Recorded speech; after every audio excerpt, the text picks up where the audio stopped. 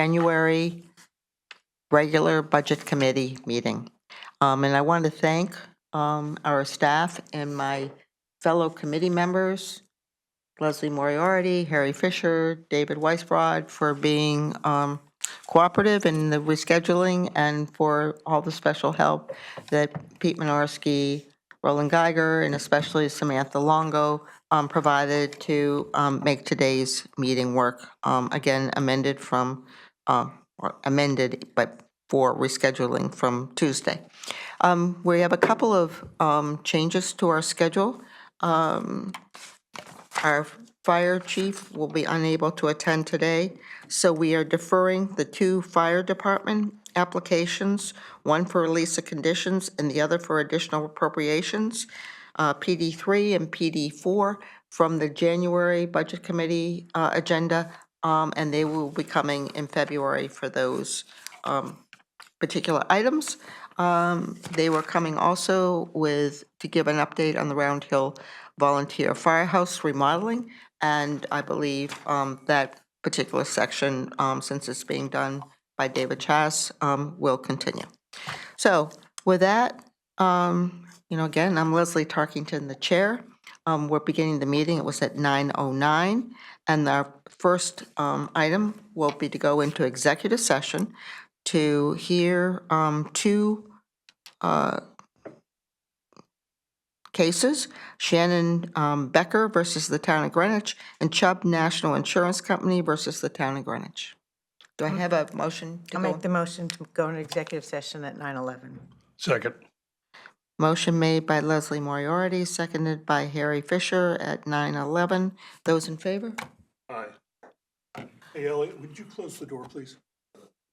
That motion passed 4-0-0 unanimously. So we're now in executive session. Please turn off or make sure your microphones are turned off. Thank you. So we have now come out of executive session. We had a motion to come out of executive session from Harry Fisher, seconded by Leslie Moriarty at 9:24, and that motion was unanimously passed. So with that, I will continue our request for budget adjustments. I'll also add here that we'll continue our schedule as we have on our agenda, but we have been requested to handle Green Skies shortly. So, but we'll first, we'll move ahead with these others. So do I have a motion to approve SE2 for the first selectman, an additional appropriation for the settlement of Becker versus the Town of Greenwich at $55,000? So moved. Second. Moved by David Weisbrod, seconded by Harry Fisher. Those in favor? Aye. Aye. Aye. So that motion passed unanimously. Do we consider that to be I think that's routine or routine. non-routine? Routine. We all agree routine? Yes. Yes, and that was passed as a routine motion. The dollar amount was $55,000. Do I have a motion for SE5 for the first selectman for an additional appropriation for the settlement of Chubb versus Town of Greenwich? What's the amount? $61,341.35. 61,341, 41. 65? 35. 35. And I'll move that and suggest routine. And I'll second. So moved by Harry Fisher, seconded by Leslie Moriarty to, Oops. $61,345.35. 61345. So corrected.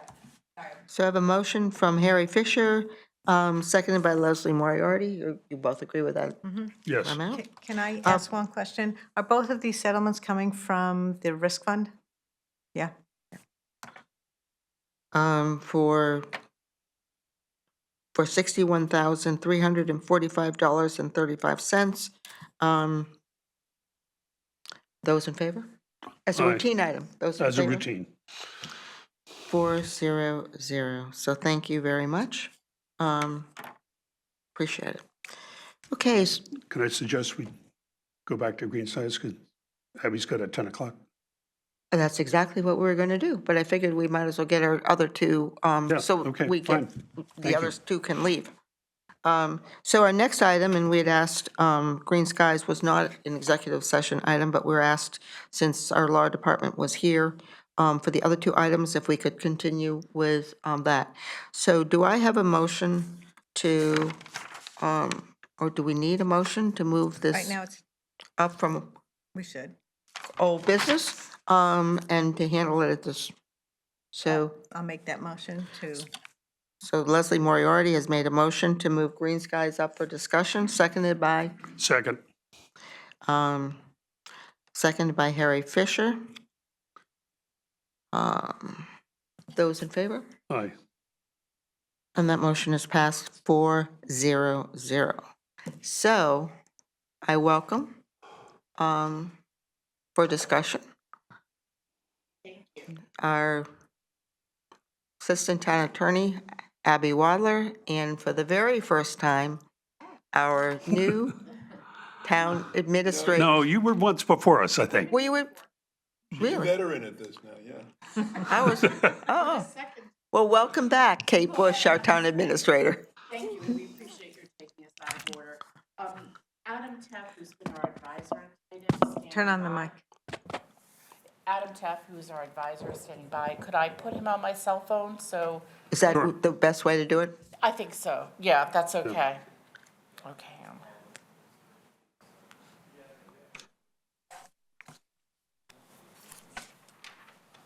Yeah. Hey, Adam, can I put you on speaker? We're with the Budget Committee. Okay. Okay, I'll put this here. So, this is Adam Teff from Titan. Adam, you want to introduce yourself? Hi, everybody. I'm Jeff from Titan Energy. I manage Titan's renewable energy division, part of Titan Energy New England. We work closely with the Connecticut Conference of Municipalities to help manage projects like this. We actually were the company, and I was the one who put out the RFP for this originally about a year or so ago. So I've been involved basically from the start. And also working, kind of where we are today concerning contracts, the PPA, and, there's a construction agreement out there too that was floated at one point, so been involved in that aspect as well. So any questions that you guys have about the project or the process, I'm certainly happy to answer. So I'll ask the first question. So you have put this project out to bid, and how many bids did you have, and how was this particular company, Green Skies, selected? Yeah, so we did put the project out to bid. I think, if memory serves, we had 3 bids come in. Green Skies was the lowest, by a pretty significant margin too. I'd have to go back and double check my notes from a year, maybe even been a little bit longer than a year ago. But they were, I do recall that they were, by 20 or 30% lower than the next bid. So they've been, the company that we've been really focusing on and trying to get through contract negotiations with, because their offer was so strong, and they have, an excellent track record of working with municipalities across the state. So it was a pretty good bet to, focus in on them and try to work the contract through them. Thank you. So I'll ask for questions. Yeah, hi there, thanks so much for joining us, and thanks for the work you've done in leading this initiative. Sure. So, we have an entity here called EMAC, which is a sort of a body that's involved in, I guess, alternative energy. And their leader has weighed in saying that a purchase option would be much more sensible. But I understand that that's not what's before us. Can you sort of comment on that a little bit and give us your sense? Yeah, sure.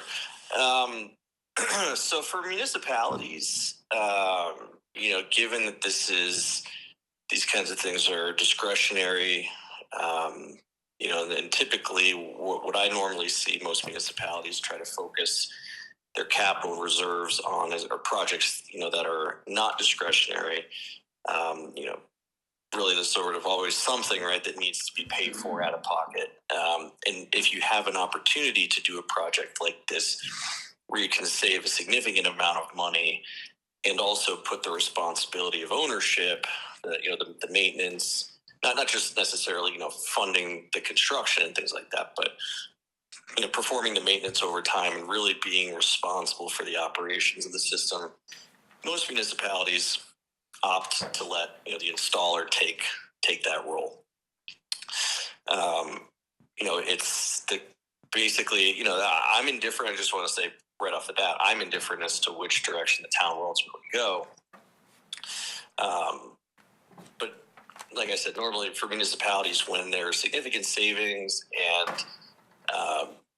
zero responsibility along the way, just simply, you have to do is simply pay your bill. Like you'll get an invoice each month from the solar company. They'll bill you for a flat rate for 20 years. So you'll have a, fixed cost there. It'd be very, predictable over time, hands off. That's normally where I recommend. And I think from a contracting perspective, the town's invested a significant amount of time and resources into negotiating the PPA, so the power purchase agreement, which I think is something at least just to kind of give its fair due to that process. Although it's the construction agreement, I think is one that you could work through also. The alternative, of course, owning the system outright. We did model that out. It's about a 15% IRR, paybacks, approximately 5 years or so. But there is that upfront cost aspect of things. So the project is, $515,000 is the cost. So, depending on how, readily available funding for that might be, I think, again, I'm indifferent as to which one, the town ultimately chooses. I think just from like a user perspective and, capital availability, most towns go with the PPA. And what would the IRR be on the Rosemary, PPA just a alternative? second. I'm sorry, say that one more time. The IRR on the... On the PPA, in other words, if you were to evaluate that on a similar basis. Yeah, so I mean, it's evaluating. You don't really evaluate a return necessarily on a PPA just because you're not making any investments. So you're looking at it really just from a pure savings perspective. And from when you look at it that way, your average annual savings over the course of the PPA life is going to be about $25,000. So you save $25,000 per annum on the PPA. I imagine the savings, if you look at it from a savings perspective on the purchase option, would be much higher. Yeah. So they are higher. So on average, it's roughly about 50.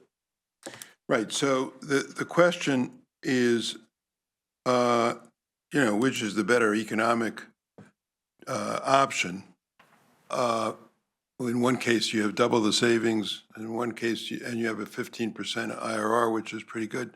In the other case, you still have savings, but much less. And so I'm certainly not an energy expert, and you are, Adams. And the only reason I raise this is because we're getting this input from another body in the town. And I'm just wondering whether, I don't know that this matter is time sensitive, that in other words, we have to move immediately. And I know Kate has sort of been handed this by her predecessor, so she's caught in the middle, I believe, I don't know, but I don't put any burden on her here. But I'm just wondering whether another round of discussion would be fruitful. my inclination is, why not make the capital investment and get the substantially double the savings? But I'm not saying that's what we should do. I'm hearing you say, yeah, that's certainly a good option, but it's still up in the air. That's why I hesitate a little on this. So that's question one that I have. The other question I have is on the whole indemnification here. Now, that part is more related to, if I'm understanding this right, we would indemnify for losses, mostly for negligence or willful misconduct, if I read it right. We have, and our legal posture on this has been not to provide such indemnification. We've made a couple of exceptions, but rarely. This is really the legal, it's a good thing we have the legal team here. Is there a way we could structure an arrangement here whereby we simply avoid the indemnification, but directly provide insurance to the provider, where the provider is the beneficiary of the insurance, that in the event of willful misconduct or negligence, the provider could, rather than claim indemnity with us, go directly to the insurance company? So, David, this is, just to back up a little bit on the history of this, because Adam and I and Ben had been working for a couple of years on this. No, I know. At least. I know. And originally, we thought our only option was the purchase agreement, just to tie your two questions together, because we were able to negotiate out the indemnification clause in the purchase agreement. Right. So thought we were stuck with it. But Ben felt, and at the time, the committees we went to really wanted to go with the PPA, because they felt that was the better option. So what we've done is, we've gone back and we did get an insurance policy, not so that the indemnification clause is gonna be removed, but so it would cover any liability under that indemnification. So we did get supplemental insurance. No, for I a understand what you reasonable amount. did, but Yeah. in my view, the insurance here is really nothing more than an option to litigate. That's been my experience. And then the burden is on the town to litigate, to claim under the insurance if we ever have to do that. Yeah. And so I would really like to avoid our indemnifying anybody. It's one thing to indemnify the state or things of that sort in rare exceptions, and I know the legal department has been very appropriately, in my mind, rigid here, and I support that. I'm not saying we should never, ever provide an indemnification, but it should be rare. So therefore, since we're dealing with a private sector entity here, why not let the private sector entity run what I'm going to call litigation risk with the insurance company?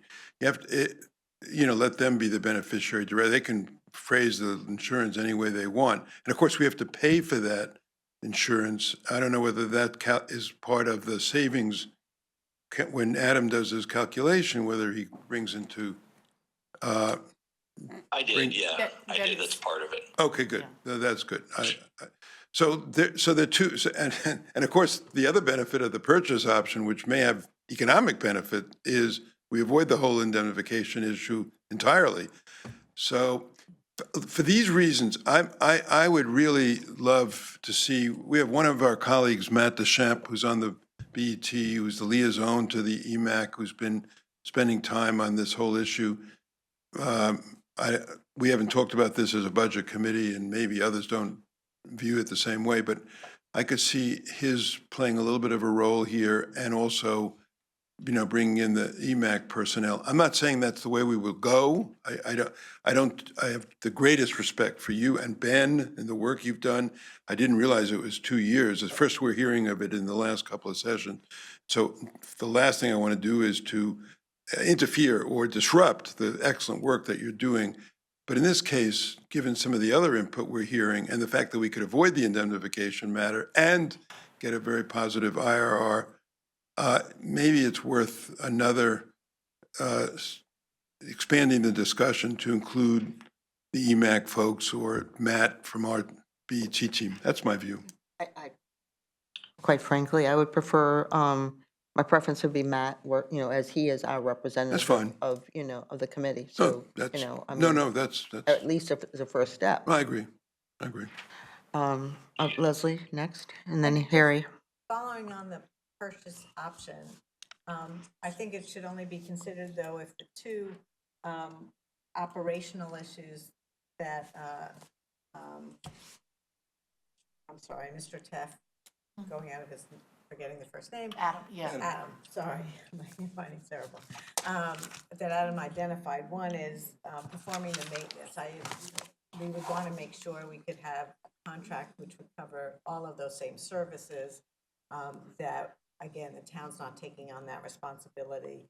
And the responsibility for operational performance, I don't know exactly what that means. To me, that's part of maintenance of the system. It's either working or not working. So in the evaluation of the purchase option, we want to make sure that the two options are really just a financial choice and doesn't have a difference in operational expectations for the town, nor any additional risk that the town be taking on in the system. But Greenwich is a little different than many other communities. At a very high cost for this, and I was also concerned about the potential impact on a capital budget, but at 500,000, that number is not going to vary our forecast significantly for capital projects and payback of capital, I don't think.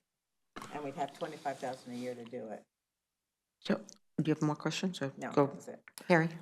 Yeah, in answer to the impact on the capital budget, I think we've got to be aware that this is also going to set a precedent for the schools. There was $3 million in the CMS budget for solar panels, some indication that that's pretty generous. But still, it's not just $500,000. And, I echo Leslie Tarkenton's comments about EMAC. I don't want to get involved with having EMAC advising us. We have Matt as our representative. And, we have, it's sort of been proven we have no operational capability on these panels. It failed at Glenville. I'm not sure it's operating at New Lebanon. I don't know the status at Greenwich High School, any of that sort of stuff. So, we need to make sure we understand all the costs for maintenance and operation. But if the difference is really 25,000 savings versus 50,000 savings, we're going to take a serious look. So, Harry, do you have other comments? No, that's it. So, again, I'm not sure who these other organizations are who've made these decisions, but this is the finance board, and this is it's both legal, obviously, but it's also a financial decision in terms of how we move forward. And Harry, I think you're totally correct. This could or will or may set a precedent for how we handle it on our other projects coming up. And, I think we do want to look at, continue to look at all of our, any savings opportunity, including on our utilities. But the last I had heard, analysis had been made, and, our former chair, Dan Ozesmere, was involved. And the last I've heard, and I followed up, the discussions were to purchase, not to, have a power purchase agreement. So, Adam, can you tell me at what point or what organization changed the direction from what was originally intended? My personal sense of things, and feel free to chime in here too, Abby, if you, see it differently or similarly. The power purchase agreement, I'd say, has been the focus for the last 6 to 8 months. I think once it seemed like there was a path to working the indemnification issue via the PPA, then that was sort of where I think the strong pivot towards the PPA went at that point. So, so I would say it's been the focus for a while. I think we started with the idea of a purchase because of the indemnity issue. That's You know, right. The only other thing, yeah, the Well, only other Vic- thing I go would ahead, just Ron. add into this, just if it's helpful for some context too, is, there's sort of two things. And again, I would reiterate that I am personally indifferent as to whether it's a purchase or a PPA. It makes no difference to me whatsoever. I just want to make sure that the town gets, the deal it wants.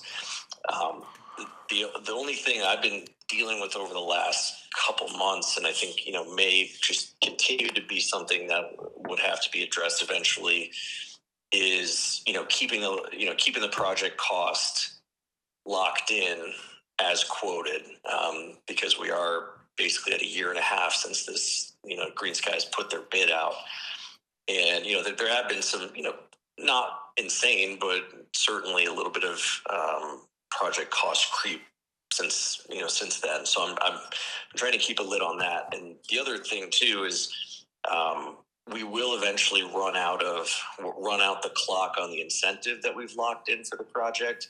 So we have another 18 months or so. So I think getting a plan, whatever the plan might be, and getting this thing installed before we lose the incentive is kind of where my head is right now personally. Because getting the incentive for this project was actually quite challenging. The incentives are issued on a lottery basis every year from Eversource, and any particular project has about 20 to 25% odds of getting selected just based on the number of projects that want incentive relative to how much incentive money there actually is available every year. So getting that was a real win. I just want to make sure that if I'm kind of providing any guardrails here on timing, it's just because of project costs and making sure that we get to use the incentive before it expires. But a month's delay is not, I mean, if people want to continue to talk about it and say approve this in February, that isn't an issue for you. No. I'm just saying generally, like these are some of the things that I would be thinking about that I might just happen to have a better viewpoint on, or close. I'm just closer to than you guys, just because it's like just knowledge of when the incentive was secured and how long we have to use it and things like that. So What would be the delay if let's say the town tried to switch to a purchase? You've got to negotiate a new agreement, but is there, do you see that being an extended time, or that would be the opportunity that Green Sky says, well, the economics are different and we're going to change it? I assume they would be the entity, which would be the maintenance organization, so that they would change their economics on it. So Abby, I thought you had given us a document for the purchase and that it had already been approved. Is that not correct? I just, What, this has been going on, so what had happened was we were negotiating a purchase agreement. and I think I went to the law committee meeting where I thought that was discussed, like a couple of Was. months ago. That's right. But the law committee then decided that with the insurance piece that Megan was able to secure, the PPA was something that was also very attractive. So we've been, and that was Ben's position, so we continued to negotiate the PPA. Obviously, I could go back to the purchase agreement. I don't know what their position would be on our negotiations from before.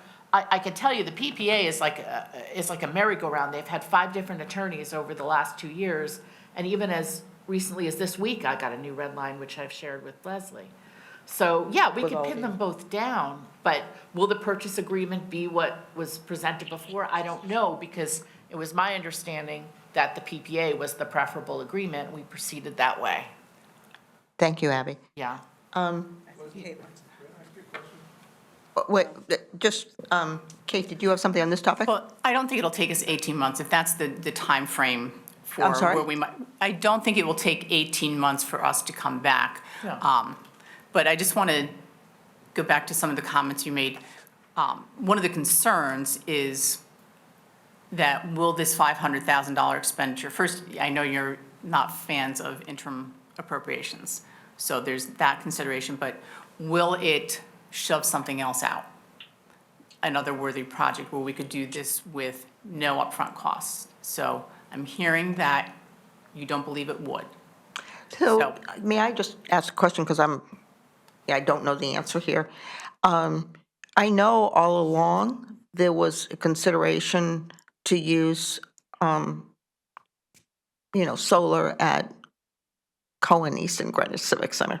And so, does anyone know if that was included in their requested appropriation? It was not included in their requested appropriation, even though they put all the clips on and everything is ready for the solar. And is there any money left in that appropriation? I don't know, they still have a lot of work to do on the center. Maybe we could ask Luigi if there might be $515,000. That could be.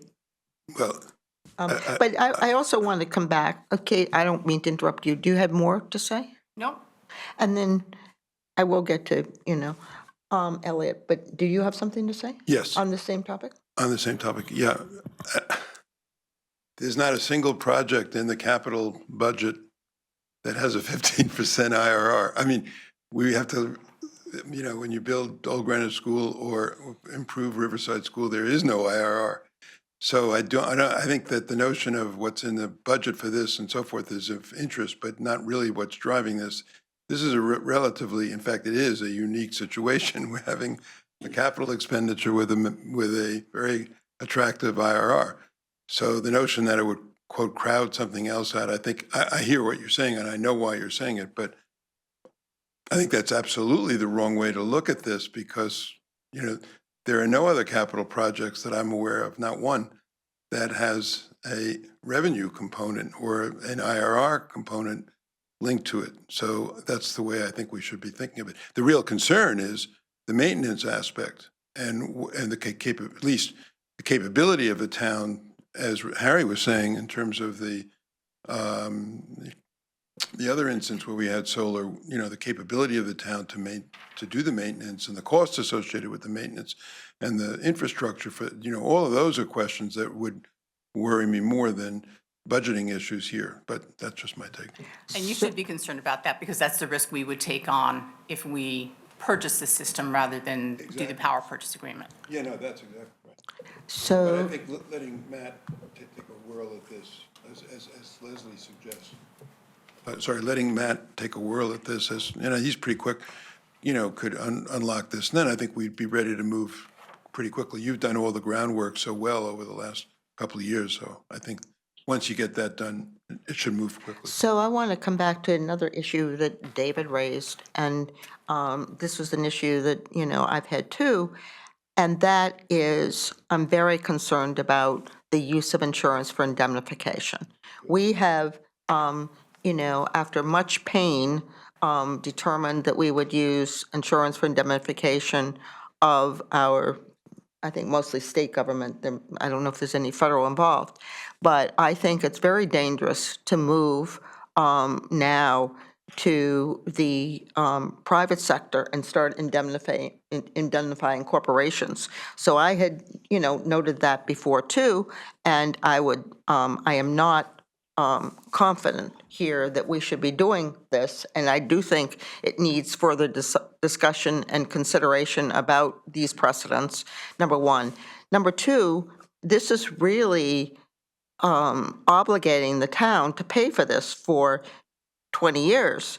And, in terms of looking at this, I guess, Roland, I'd like to add with the, to our budget department hearings, when we hear from Megan, be it on our finance day or some other day, the kind of schedule that we're obligating ourselves for these indemnifications annually and what that expense is.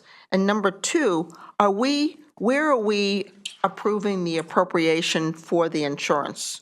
And what is that cost? Because if we're moving ahead with this, we should know that particular information. Do we have that information? I think the insurance was approximately $2,500 a year.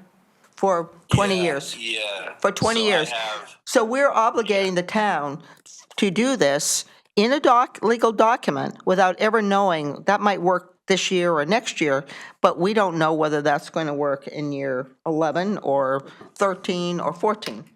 By the same token, if you purchase it, you're obligating the town to provide the maintenance without knowing what the cost is going to be. It's, I understand your concern, but we're going to be obligating the town for decades for one thing or another.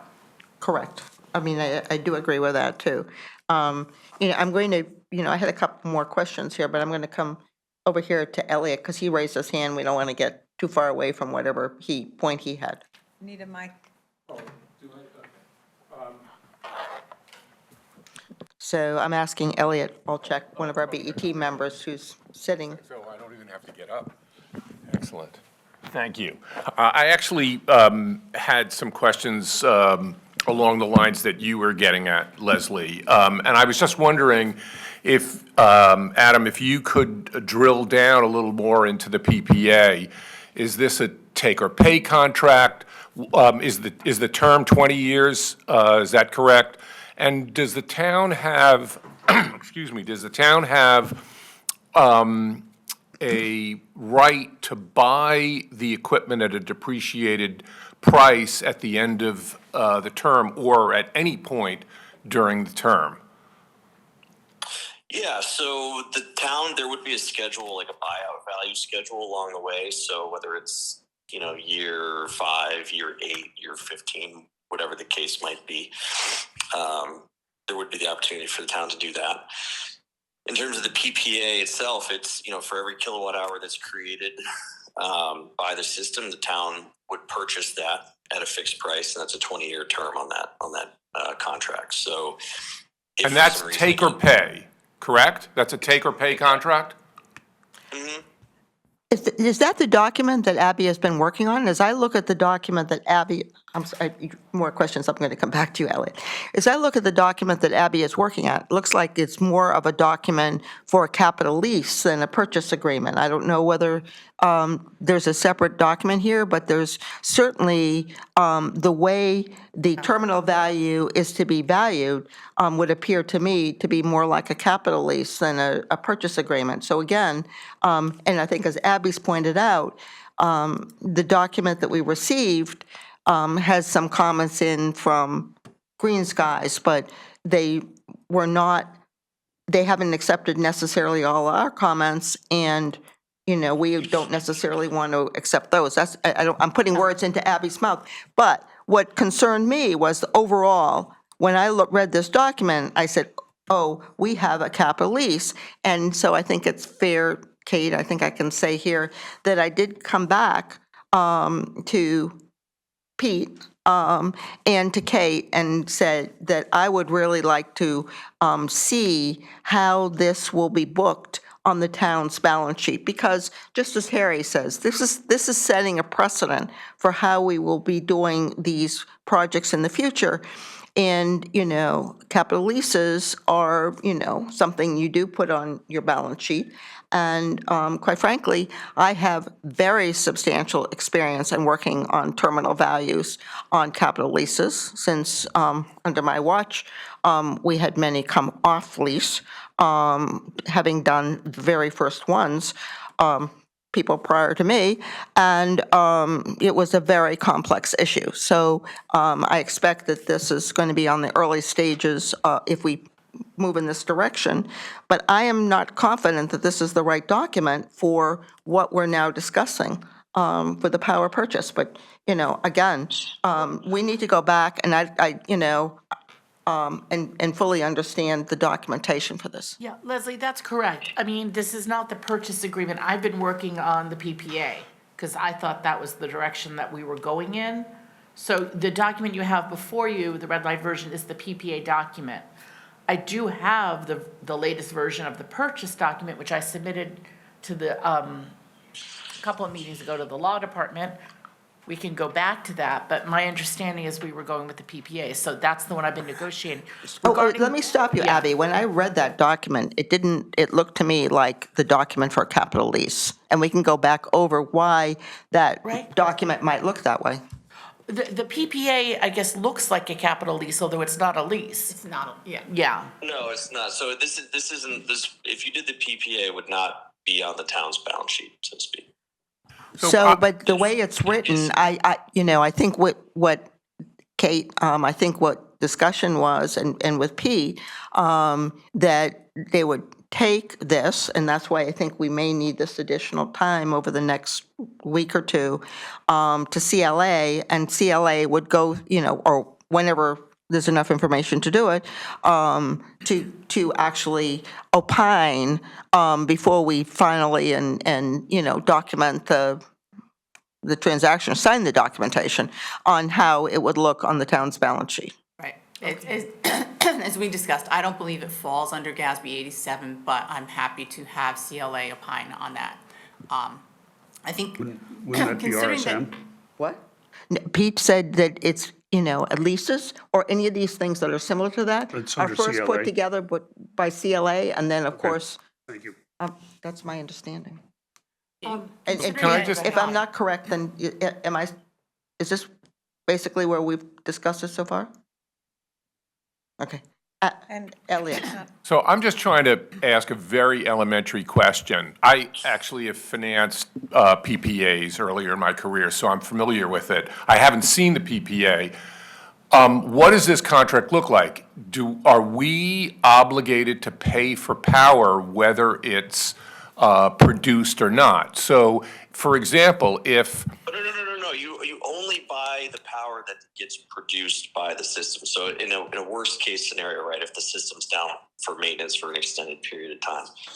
Okay, there are but performance guarantees in the agreement, so the town would be protected in that instance. But again, just to play it out, kind of an extreme scenario. so what happens in a case where we go the PPA route, we agree to buy the power, but the power is not available. So we don't have planned savings that we anticipated. What happens in that case? Yeah, so there's a performance guarantee that they have to meet a certain threshold of energy production. If they fail to do that, there's a financial penalty for that. Okay. And are Okay. those exhibits available so that we can begin, to really do this analysis and so that people can review it? Because the document that we got was redlined with these questions, but there was 0 completed exhibits. Is that correct? that's correct. I requested the completion of the exhibits. I have not received them in time for this meeting. Regarding the red lines, I think those are things we could work out. I have had discussions with them. Some pertain to insurance, some pertain to issues that were raised by the law committee. Those I'm not as concerned about, but they have not submitted the completed exhibits yet. And can I just ask one last question? And it relates to something David mentioned on maintenance. So could we get, if we did decide to buy the system, could we sign a long-term maintenance agreement with them and lock in our exposure regarding maintenance? Yes, so if the town were to decide to buy the system, my recommendation has been hire the installer to do the maintenance, have, a locked in cost, an agreed to cost for, bumper to bumper coverage, if you will, right? So every aspect of the system's operation would be covered by Green Skies. I think that's, maybe where the town has kind of had some issue in the past. My sense was that there were 1 or 2 systems, and I think Green Skies is actually looking to take on the maintenance for those as well. The town owned systems on 2 schools that, again, been on the roof maybe 8 to 10 years or so, and I don't know the exact time frame, but kind of languished for lack of, a comprehensive maintenance plan or, maintenance provider to be overseeing those systems. So, my goal for the town would be, if you do decide to go this direction of ownership, that, you have an agreed to comprehensive plan in place with the installer from day one. So what would that do to the IRR? It's factored in. Oh, it is factored in. Oh. Mhm. Oh. Can I? Leslie, you're The next. question I have is, this is. Is your, It's on, it's just in the other direction. this project's been bouncing around for a long time, and I understand it's got to be frustrating. And I think there's a slight uncertainty on the approval processes for each, right? If it's lease versus purchase. Yeah.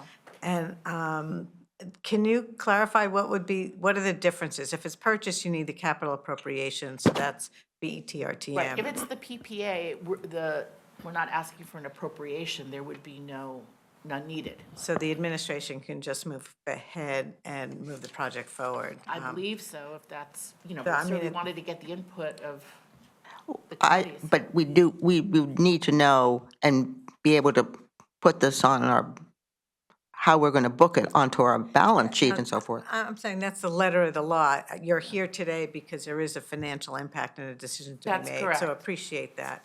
But there is a additional time factor if we went with purchase versus lease that just needs to be understood as we go forward. If you come to the BET in February and it's a purchase, it could go to the RTM in March, but otherwise you miss it for a couple of months. Well, I've April, been thinking about the RTM and why it would be going to the RTM. If we purchased it. If it's a purchase, because then it's If an it- additional appropriation. Oh, for the purchase, right, Yeah. but I'm sorry, for the PPA, I don't No, believe. no, Yeah, then it wouldn't. yeah, it wouldn't? no.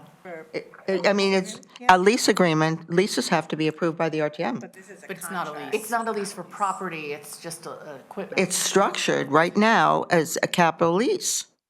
I mean, when I read that document, but maybe other people will have to read the document. If we find out Elliot knows a lot about these, he can read the document and give us some input. I'd love to read it. Okay. So I think what we're saying here is that I will speak for myself, and let each of the others speak for themselves.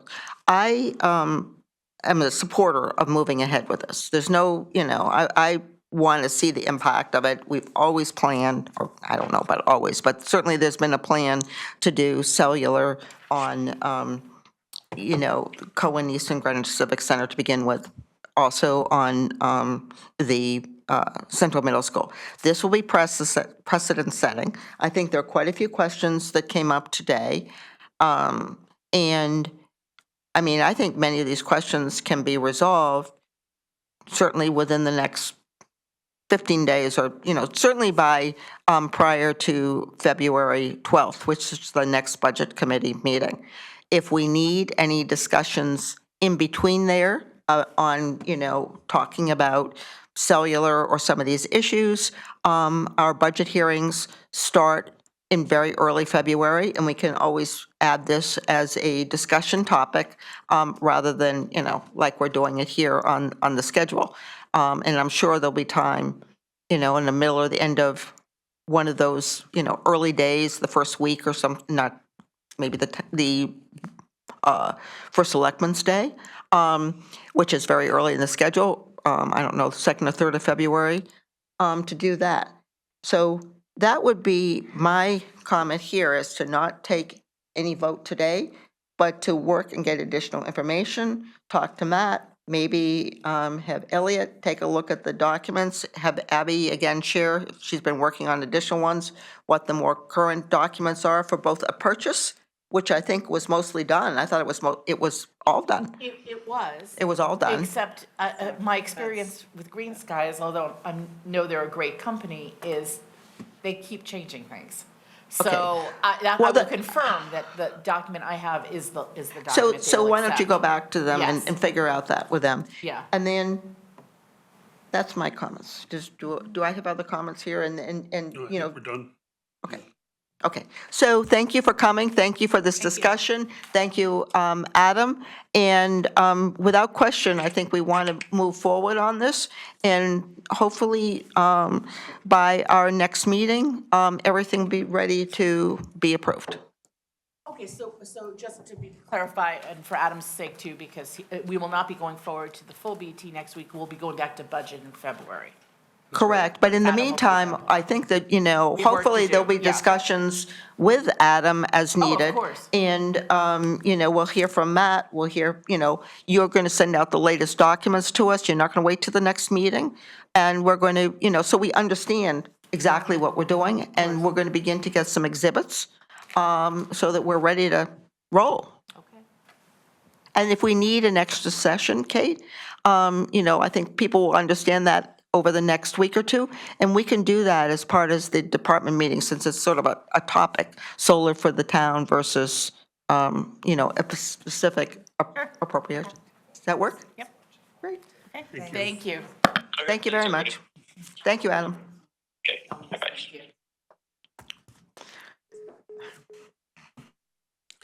Okay, thank you very much. So moving along, we now have a request by Conservation. And we have today, you want to introduce yourselves? Each one should be introducing yourselves. That's how we're keeping track of. Absolutely. Good morning, Madam Chair. Laura Mikichi, Assistant Town Attorney. Good morning, Sarah Cocaro, Assistant Director of Environmental Affairs. Thank you. Oh, okay. So you're here to discuss conservation, approval to use a FEMA grant. And as I understand, it's multi-leveled, and it's for $1,053,841. And it's for 2 homes, one in Riverside and one in Old Greenwich, and to elevate the homes after storms and the impact that they've had on our residential properties. So you want to just? Yes, thank you. Thank you. So the Conservation Commission has been working with homeowners to educate and promote flood mitigation and adaptation while highlighting the federal grant programs available through FEMA, or the Federal Emergency Management Agency. This work started with my predecessor 2 conservation directors ago, Denise Savageau, after Superstorm Sandy. The Conservation Commission advocated for and became the liaison pass-through for 8 property elevation projects to receive federal funds totaling over $1 million. Denise had originally submitted and was approved by FEMA for 28 applications, but only 8 made it through the process and were awarded funds. With the increase in occurrence and severity of flooding experienced in town, the Conservation Department continues to serve in this role today, dedicating a significant amount of time preparing home elevation applications in correspondence with homeowners and the state. The FEMA Hazard Mitigation Grant Program, or HMGP, provides funding to state, local, tribal, and territorial governments so they can develop hazard mitigation plans and rebuild in ways that reduces or mitigates future disaster losses in their communities. Our local hazard mitigation plan was developed by WESCOG, or the Western Council of Governments, and is valid through 2026. HMGP funding is different from other FEMA funding. Most notably, it is only available after a presidentially declared disaster and was historically provided at a 75-25 cost share, where 75% was covered by the federal government, 25% was covered by the homeowners. Though more recently, HMGP cost sharing is now at a 90-10 rate. In this program, homeowners and businesses cannot apply for the grant. A local community may apply for funding on their behalf. In our case, the town of Greenwich agrees to become the sub-grantee for primary residence homeowners in Greenwich seeking funding through HMGP to elevate or to do other flood mitigation measures on their home. The state, or DEMIS, the Department of Emergency Management and Homeland Security, becomes the grantee. They cover the terms and conditions of the grant administration. As the applicant, the town must complete and submit applications to the state, who then submits the applications to FEMA. This is 100% pass-through funding with 0 contribution from the town. The only anticipated expense is an additional insurance premium related to these grants to cover the town's self-insured retention, and as has been the practice to date, established for similar indemnification requirements, the town obtains insurance for the first dollar coverage, the self-insurance retention amount in place at the time of the agreement, which is $3 million. The risk manager has been contacted. We've asked her for a quote. We have not received that at this time.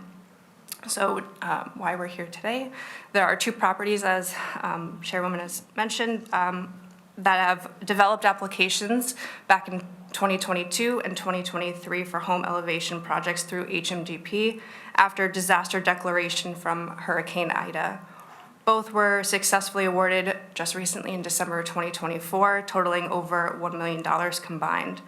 Again, HMGP funds are awarded to the local government which works with the homeowners to ensure compliance with implementing the project, and we are required to meet all requirements to the specific sub-grant award and all federal, state, local laws, codes, regulations, standards, and procedures.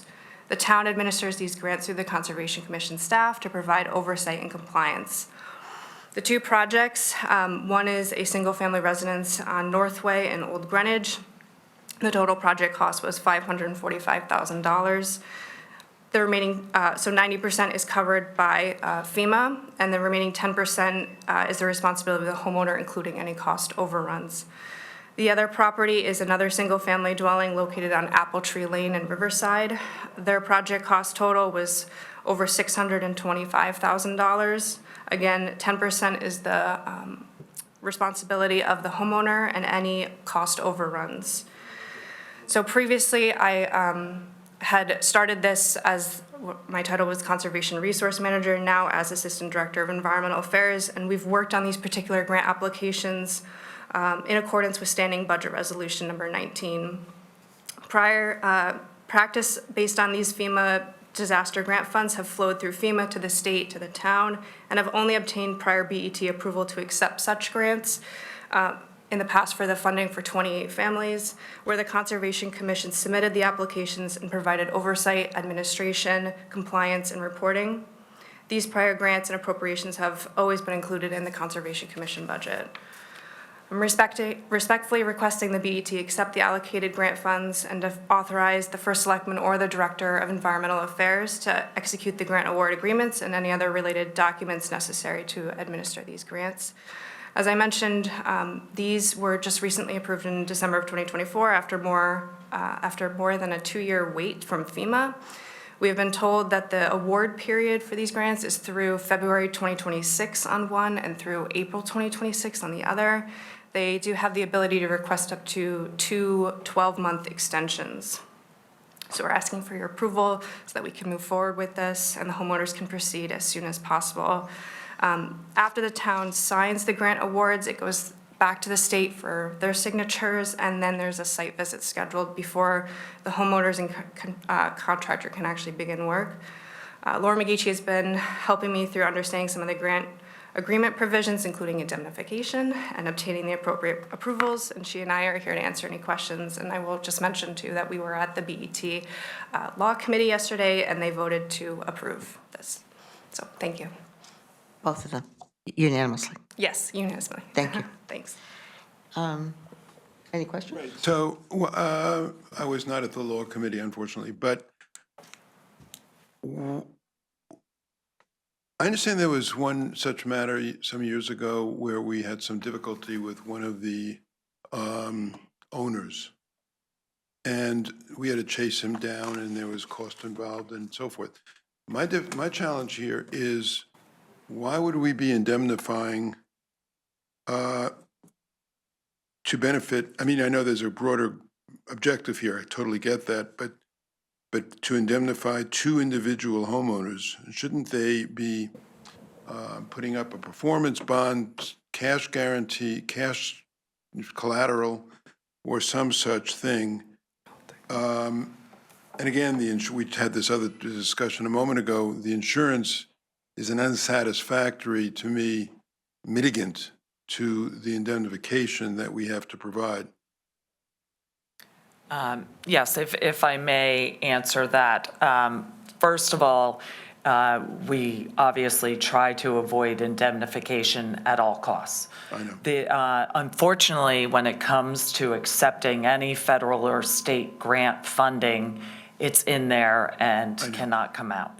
And so, I understand the policy in place has been as a workaround to get insurance, at least for the self-insured retention. I get that. Yeah. I will say, so we are not indemnifying the homeowners. That is not the case whatsoever.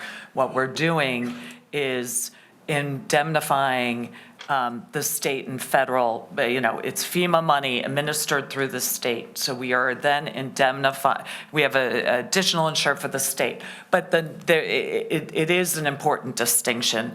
And I will say I was involved in the litigation on the recouping of the money, because what happened, and again, this was during COVID times, it was difficult from the bureaucratic level as well, but that FEMA did claw back money that was already dispersed to a homeowner who did not build in accordance with the FEMA grant requirements and our agreement with the homeowner, which we also have. So while we're indemnifying the state, once there's approval for the town to accept the grant funds and administer, we also have an agreement with the homeowner that they fully defend, hold us harmless, et cetera. We did have that in place for the prior one. We did commence a lawsuit. We got fully reimbursed. There was no settlement or compromise on that amount. I'm happy to report, obviously, there was some law department time involved in that. I will not deny that whatsoever. But nonetheless, the full $90,000 that we had to reimburse FEMA was fully recovered. There was, and I will tell you, just quite frankly, there was some breakdown on several levels on how that came to be that will no longer, it's a hypersensitive subject, obviously, for this, and that the oversight and reporting, and in conjunction with the building department, there was a couple of breakdowns across the board. So that, again, I know the law department and the conservation department is very hyper aware of that, so that there will be no repeat of past mistakes. Yeah, but why wouldn't we, the benefit here goes to these individual homeowners. This Yeah. grant is not for the purpose of the benefit of the whole town of Greenwich as an entity. I understand there are benefits in getting FEMA support for a flood line, broadly speaking. But in this instance, the beneficiaries are two individual homeowners. And so therefore, why not get them to put up a cash bond? They're getting $490,000 and $563,000 respectively in a grant.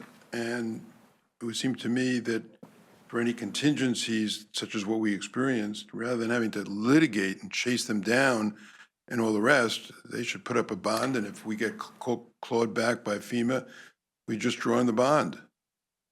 And if I may, I'll let Sarah also speak to it because she has experience with past administration of these types of grants, but that this is completely a flow-through in that we do not expend any money. The homeowner puts out from $1, and it's on 100% reimbursement. I get that. And then it's up to us to determine that it gets paid out, and that's where that the project is. The only way that there would be a clawback is if they exceeded, my understanding, the project description, because you are only allowed to elevate your home, and what happened on the past instance was an addition that was disallowed. I get all Right. that. I think that's right.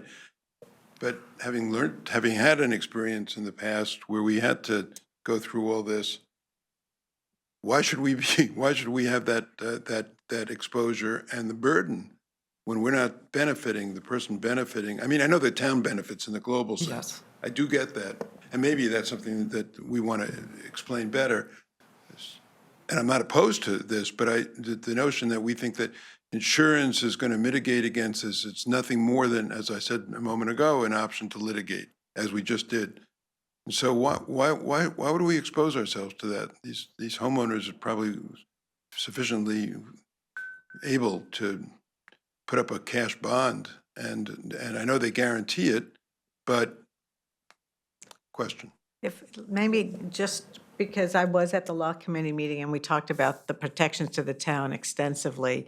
So, but David is pointing out that if, despite our going on every inspection and the inspectors knowing the scope that needs to be contained for the project, David's raising the concern that something gets through that process. Are we permitted, I'm not sure I'm in agreement with the proposal, but are we permitted to ask for a performance bond or something in our relationship with the homeowner? Or is there something in the grant that doesn't allow the town to do that? I'm not aware of anything. We do have a meeting later today, though, with the state. So we can certainly ask that question, but in terms of, they do still have to get town permits for the work that they're doing, right? So I know one property owner already has to get an inland wetlands permit, right? So there are bonds held with that, and they have to meet the permit requirements in order to get that bond back and make sure that all the work. So I don't know if we've ever tied a grant to a local permit, but it's something that we could do to make sure there's extra safety nets. But the protections are, there's quarterly reporting, there's, anytime they ask for an inspection, that request will also flow through to you, so you can accompany them on the inspection. I don't know if in our finance department, we could put something in our financial system that when a request for payment comes through, there's an indicator that you want to verify with conservation that all criteria have been met. So there can be a lot of procedures in place, and whether members believe that's sufficient this go around, I think we should be able to, we understand those. So, Harry? So I gather there's a direct insurance cost to the town that is yet to be quantified. Is that correct? Yes, and I've even had some emails this morning and yesterday because they are going to market to keep trying getting insurance rates for this contractual indemnity, which has been a decision of the town on how to do business on getting insurance for the self-insured retention. We do not have a quote by this date, but I've absolutely pressed them to make sure that we can give the finite dollar number for the full BET meeting, and unfortunately, I hope to have it for you this morning, but I do not. It's been, Megan, it is challenging to find insurance quotes for this kind of contractual. I would imagine. Do we know if we can request reimbursement from the property owners for that cost? That will be a question with the state. I have, because a little bit of concern, because I guess that's the town's policy in order to allow for indemnification with state grants. And I think Mr. Weisbrot's point on the overall global, granted, these grants benefit two particular homeowners, and it goes to the altruistic policy. It is time, energy, and expense for the town. I mean, the only hard expense that we do have, obviously, time, but the true out-of-budget number is the insurance premium, which has typically been, not more than a couple $1,000s. I've seen it as low as $250 when it came to the federal. For some reason, the Army Corps of Engineers was favorably rated. But in any event, I do believe that we can get that number, but that I will also have Sarah speak to. There is a an administrative grant that has yet to be awarded that would recoup not only insurance costs for the town, but also for the administration and time and energy that she has spent with Conservation Department, and I'll let her speak to that. It hasn't been awarded. That would also come back before you as well. What my concern, I'll just speak and would need to think more thoroughly about it. If we ask the homeowner to then pay the insurance premium, which then would maybe set a precedent for other insurance premiums. I know you mentioned, Madam Chair, about having an overview with risk management on all these types of indemnification insurance premiums. But then if we get this administrative, which I would believe is anticipated, the administration and managerial fee, which would well more than cover that, whether that is asking then the homeowner, it's almost deferring a cost, and I just optically might be concerned about that, but I leave that to your committee and department. So But I'll let Sarah What's the status of this managerial possibility? Right, so there's a, new to this HMGP program is a management's admin sub-grant application. So that's not been available historically for these types of things. But they are allowing up to 5% of whatever the total project cost is. So we're looking at a little over $50,000 for managerial costs to cover. We've discussed having that cost also cover the insurance. So have we applied for that? We have applied for it. It's a separate grant, so we haven't heard, and that was one of the questions too for Right. this afternoon. Okay, thank you. Is that a FEMA grant? Yes. So you need to also, it would be great if you just remind us of the huge benefits. I don't want it to come across as opposed to the FEMA program, because why we want to encourage these grants and what they do for the town overall on the coastal line. So there are a number of FEMA grants that cover flood mitigation and adaptation resiliency. HMGP is very specific. As I said, it's only available after presidentially declared disaster. And so Hurricane Ida happened in 2021, and Connecticut said we had damage here in the state, and then the local communities go, yes, we also had damage in our community. The FEMA flood mitigation adaptation grants cover everything from home elevations as this to wet and dry proofing your home, to everything from actually acquiring land. We haven't done the latter, obviously, but so there are different grants available. That some of the FEMA grants are for that have homeowners work directly with FEMA instead of having the town as a pass-through. HMGP is very specific. These homeowners applied because they had damage from a storm event and are looking to fix that, to elevate. Yeah. But is it true that the availability of FEMA money enables homeowners along the coast to obtain private insurance? Is there some link there?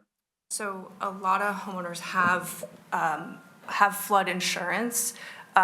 You do not have to have flood insurance if you don't have a mortgage, is my understanding. That's correct. Yeah. So there is,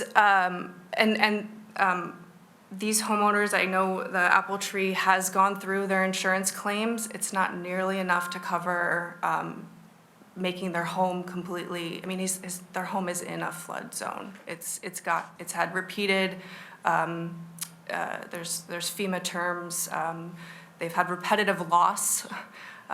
They've had multiple events that have caused damage, and this is one that will safely put their first floor living space out of the flood zone.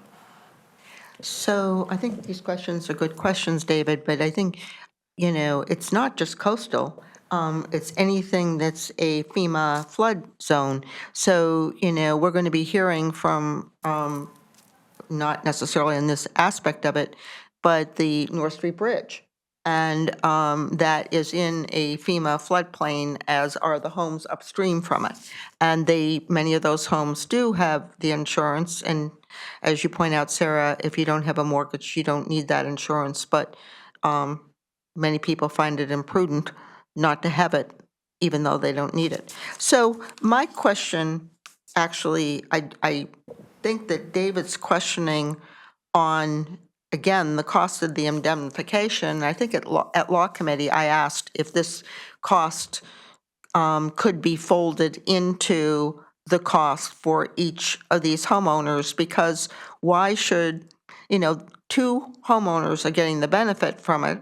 I mean, each separate grant, I understand, but why should all property owners in Greenwich through their taxes be paying for these? That's really a question, because that's basically what we're doing, number one. And my next question is, how did these two particular homeowners get selected? And were all homeowners in the FEMA floodplain that were impacted by Ida that needed to elevate and, can't get their building permits or whatever, your certificates of occupancy otherwise, if they don't elevate, were they all informed of these potential grants, or how did these two homeowners actually get to benefit from these? Do you want to answer the first one? I was going to say, you probably know, right? How they were selected. Oh, I can answer how they were selected. I don't know if you want to answer the indemnification insurance costs. So these homeowners were not cherry-picked. They were not reached out to by the Conservation Department in any way. The WestCog, Western Council of Governments, sends out letters more regularly, I think, now, but I'm not sure what they were doing around Ida, but they send out letters to homeowners in this region, in the western area, to homeowners that they've identified that have had severe repetitive loss. We don't know what that list is. I have not seen it. I don't know if anybody has seen it here, but so the But it could be FOI'd. It could be, but then this is not something that the Conservation Department is necessarily going after homeowners for, but we have this resource, the way that it's set up under the federal government, the town has to be the pass-through, and historically, that's come through conservation, and we've kept that going. Does that answer that Laura, question? did you have further comment?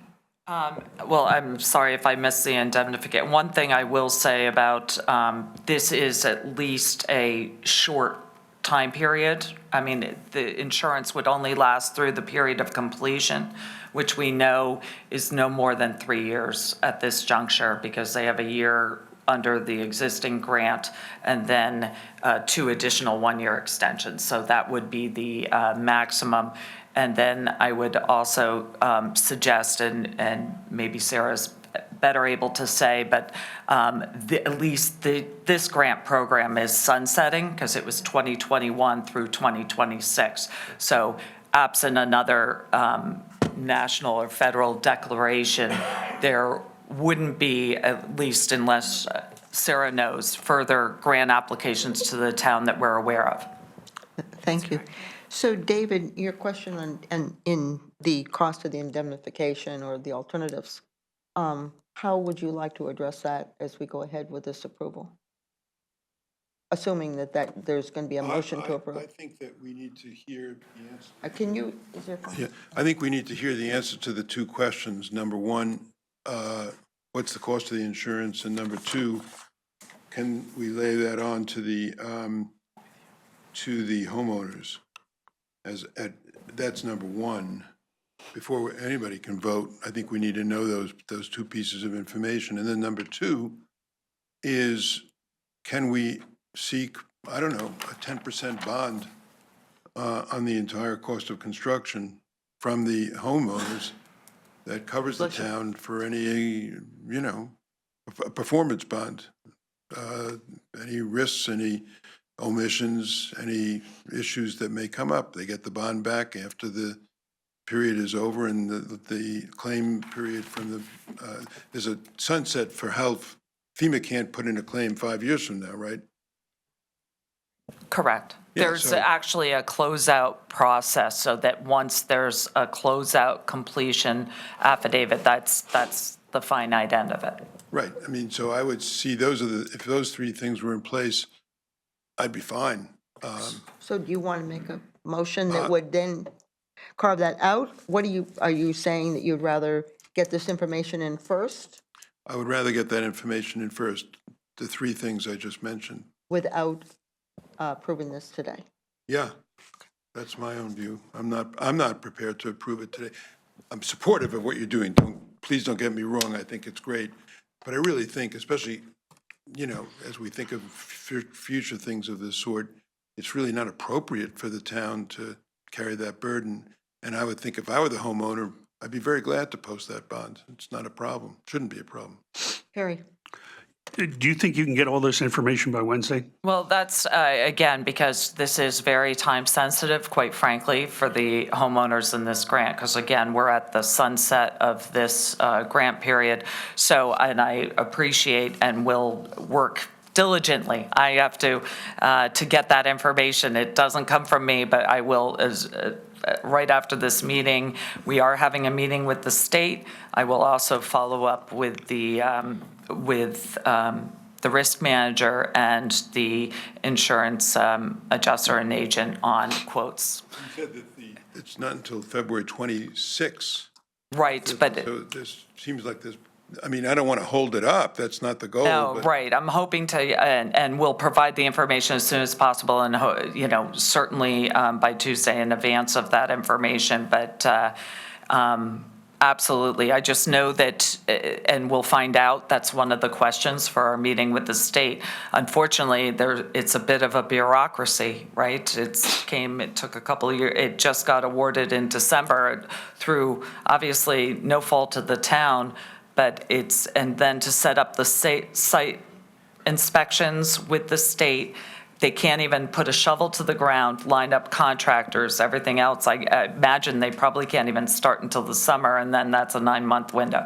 I'm just saying, I can appreciate you're doing your due diligence, and I will provide you the information, and I'm hoping to get it to you as soon as possible, Monday or Tuesday in advance of your meeting, and for you to take it from there. But just to elaborate on David's point here, this does not go through the RTM, is that correct? Is that correct? Okay, so this could wait until the February meeting if needed. Is that correct? Because it doesn't go through the RTM, so this would be approved in February, provided the information. So I just want to make sure I understand that it doesn't go through the RTM. Correct. It's just obviously we just wanted to get back to the state, subject to approval. You need information to appropriately, for your due diligence. So I'm hoping to get you information in advance of this meeting if you're in a position. If not, obviously, it's a grant. So, thank you. 5 weeks. We can. Question is here, do we want to, we know David's not going to approve it. Do we want to, make a motion or just kind of wait and again, Let's see ask for where- additional information? I'd say let's see where we are. I don't think the Budget Committee has the information to act. I wouldn't want to indicate the wrong direction, but we may have it for the full BET, so maybe we can still put it on the agenda for full Yeah. BET. I don't know that we want to be on record as opposing this, because I don't think we really are. It's just that they seem not on achievable record. and achievable quickly, these three things we're asking for. If I'm the homeowner, sure, if that's what it takes, I'll put the bond up, or as long as it can be done. I don't see why anybody would object, but, so I'm supportive. I just think that they make sense to us. Well, I think, as you're pointing out, all of a sudden, this is being presented to us without this kind of information. And I think the requests are at least reasonable to ask. And certainly, I think we can work out within your timeframes the approvals. But, I'd rather not bring this to a vote if, the responses are going to be no. I don't think you want that on record, because I think we all think this is great that these town is getting this money to, elevate these homes. It's this flooding is catastrophic to these homes, and, so I can tell you from my own area of town, very sympathetic to these kind of programs. And I will say at least, and I'm not in Sarah's business with the inland wetlands, but I've seen pictures on the Apple Tree Lane. It's a lake in their front yard. I mean, it's in the flood zone. Okay, so thank you, Harry. So we're just going to defer action at the budget level, but I'll still put it on the agenda for Wednesday. And I think, Harry, And hopefully you'll have answers by Wednesday. And if we don't, then we can defer it, For absolutely. February, right. But if you don't, I think then you should just not be heard, and then we'll do it in February. Okay, thank you very much for your time. Okay, so moving along, thank you for planning and zoning for being very patient. So in the Next, interest we're going to of, hear, I'm sorry? I was going to say, in the interest of following Robert's rules, I'd like to move PZ1 for approval of an additional appropriation. I'll Without, second, no, I think, I'm sorry? I'll second it, and then we can have discussion. Okay. Moved by Harry Fisher, seconded by Leslie Moriarty. BZ1, Planning and Zoning for $76,000, an additional appropriation for temporary salaries. And we have here with us, and again, Samantha's asked that each person who comes to the table introduce themselves, and so we know who you are, Pat, but if you could introduce yourself. Thank you, Ms. Targeting. Pat LaRoe, Director of Planning and Zoning. And we had back here, she started to move forward, the Chairman of Planning and Zoning, Margarita Alban. Thank you. Okay, Pat, your request? Thank you. We were made aware in the beginning of this fiscal year that we were not budgeted correctly for the temporary salaries, part-time salary line in our budget. We did a little investigation. I don't have much to share in the way of where the final budget ended up versus what we submitted, but it was fortunately the only error I found, but it is the error that I'm bringing to you today. These are for permanent part-time employees. They were on the roster when the budget was created. I think the newest employee on this list is since April of '23. So it's not unexpected.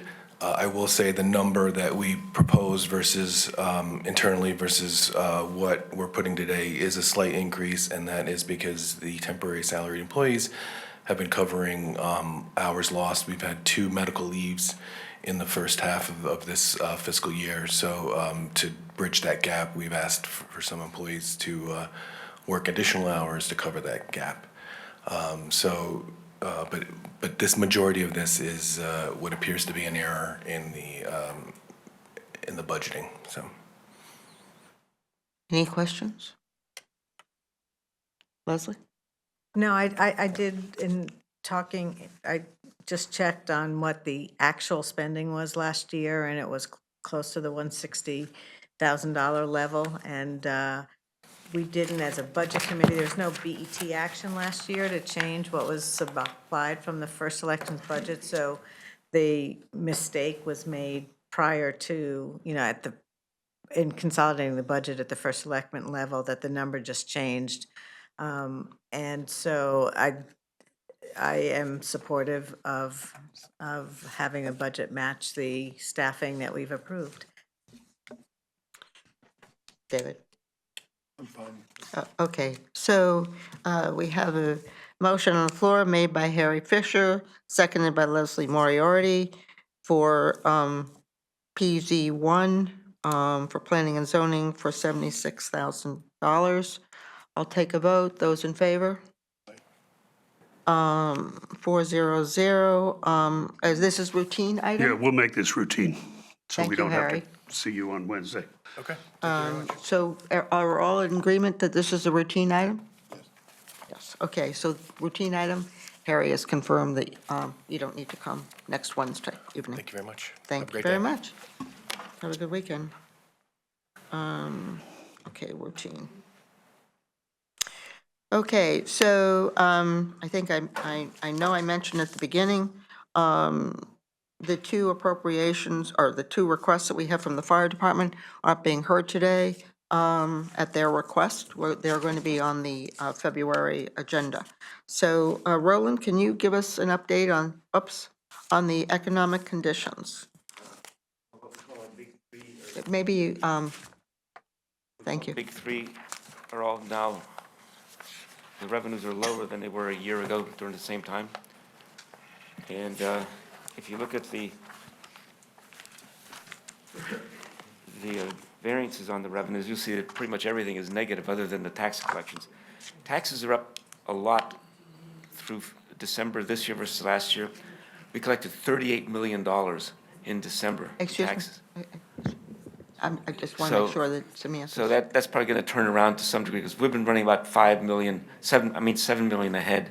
So that $13 million favorable is going to probably reverse itself by the end of January. It's a timing difference. We just collected a lot more much sooner. Really? I checked with the tax collector. They did not send the bills out earlier this year than last year. People just paid early. Really? That's interesting. Huh. That's good news. That's good news. It's then tax deductible if you're paying it then. Well, I understand that, but it depends on, how Cash flow. you're right, exactly. And also depends on being consistent year after year after year too, because once you do it one year, you do it the next year and the following year. So Roland, but basically the news is positive, even though, we're seeing some flattening of the growth of those other three categories. At this point in time, we expect to meet our budgets for those because we still have remaining 6 months. Well, the budget is, the budgeted amounts are conservative compared to Right. what we were getting, so we should hit budget, at least. But just following up on the document we have on the rest of the revenues, surprising that tipping fees are lower and building permits are lower. Some of the other, all the other categories are less than last year. I don't know Well, if that. In the case of the tipping fees, if you look at the expenses, Right. we're favorable because we're not hauling as much trash away. So that's a positive to some degree. I guess it's Yeah. maybe recycling. I don't know, but the plan review. Or the economic, Or the plan review may be, some things may impact our revenue forecast for the following year's I budget. that we have spoke to look at. the fire department about the plan review, and he said they're just as busy this year as they were last year, but they're doing a lot of town projects, which they don't get paid for. interesting. That waiver, huh, Roland? Okay, so thank you. Is there any more questions about the economic report? No. Harry? No? Nope. Okay, super. So, moving through here, our next, I think, is the North Street Bridge, DPW, design, or whatever we call it. It does say design engineering, but I believe you're going to talk to us today primarily about where you're headed or what additional information you've received in the last couple of months since we've seen you last in terms of the downstream of the North Street Bridge. Is that correct? Yeah, so if we remember, Jim Michael, Commissioner of Public Works, Congratulations. and Gabrielle Sakastico, he, the chief engineer, so, Congratulations, Jim. thank you. Yeah. So yes, if we go back to November when we last were here for the North Street Bridge, one of the conditions for the release was to define a scope and cost estimate for preparation of a project plan for the upgrade of infrastructure from Ridgebrook, Ridgeview, Hillside, and through the Long Island Sound. So, and we were asked to, at that time, we stated that we had provided we provided to you the scope and estimate of that. In addition, we said that we had already got the consultant on board and that they were working on that study and that you were looking for an update on that study. So this is basically from Old Church Road down to Long Island Sound of the West Brothers Brook. So we're still finalizing that study, so it's not out for review. There's still a few minor changes we need to put into that study, but what we wanted to report back is in doing that study, we've identified about a half a dozen different projects that could be completed between Old Church Road and Long Island Sound. Of those projects, 2 of them are located completely on private two of those are completely on private property. 2 of them are on the high school property. And then the other 2 are within either town right-of-way or state right-of-way. So one's in the town right-of-way, one's in the state right-of-way. So in order to complete these projects, there will be extensive negotiations with the various property owners' jurisdictions involved. So if we start down at Long Island Sound, there's some modifications to 3 different spillways within Millbrook that could be made to allow a lower water surface elevation. So there'll need to be significant negotiations with Millbrook. We have had a couple initial conversations with them. just to kind of give them a heads up that this may be coming and that their names may be mentioned in a public meeting somewhere along the way, so that they weren't completely surprised when that time came. So, moving a little further upstream from that, there's culverts, not the bridge that we've heard about near Hillside, but there's culverts to the other side of Hillside Road between Hillside and Old Church that would potentially need to be increased in size to allow additional flow through them downstream. That's the one that would be under the jurisdiction of the state. The two projects on the Greenwich High School property would include the removal, there's the East Pond Dam that would need to be removed. If we were to remove it, we would just redesign it in a way that it's more of a waterfall and not truly a dam holding back a ponded water. And then the other one is to improve the channel that runs behind fields 3, 4, and then across the property, and improving the opening of the pedestrian bridges that are on that property. We know that with some of the soil conditions issues there, that's going to be a very challenging project to complete. Both of those would be very challenging. Then we look at, there's a small stretch of the channel that could be widened on private property between Old Church and the high school property, that could do a small amount of improvement to the water surface.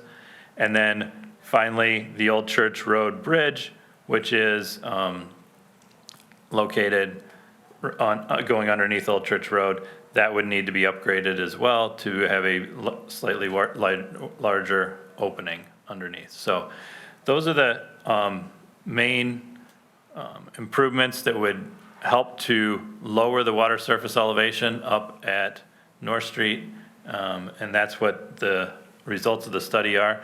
We do plan to put in we've already submitted to the First Selectman's office a budget sheet for a long-term plan of this for multiple years for putting these improvements in. It'll be labeled West Brothers Brook drainage, so when you see your budget in early February, then, or late January, that hopefully will still be in there, so that's where we're at. We have any questions? David, this was, I don't know if this, I didn't go back and look at the tape, but do you have any questions? No, just if any surprises that came out of this that you weren't anticipating? I think the biggest surprise is the, nothing that we weren't really anticipating, but probably one of the biggest things that is the biggest price tag on this is the improvements needed at the Route 1 location. That's got a hefty price tag on it to do that. And so we'll have to see what the true cost benefit of that would be to determine whether or not it's going to make a significant change, or in addition, once the DOT project that's going in next to that one, how that might have an impact on the same area as well, so. Thank you, Jim.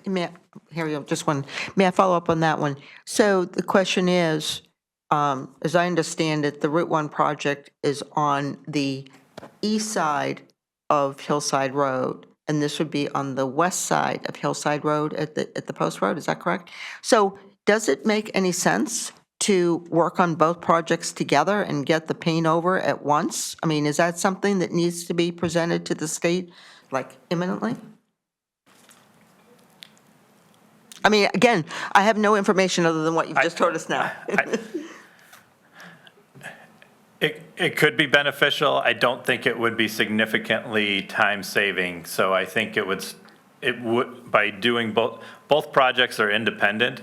And in order for the construction to occur on one, especially when they're on opposite sides of a signalized intersection, there's going to need to be significant coordination in how that would work.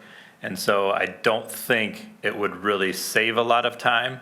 I think it would probably just make the project more like a 4-year project rather than a 2-year project, and that's a concern. Thank you. Harry?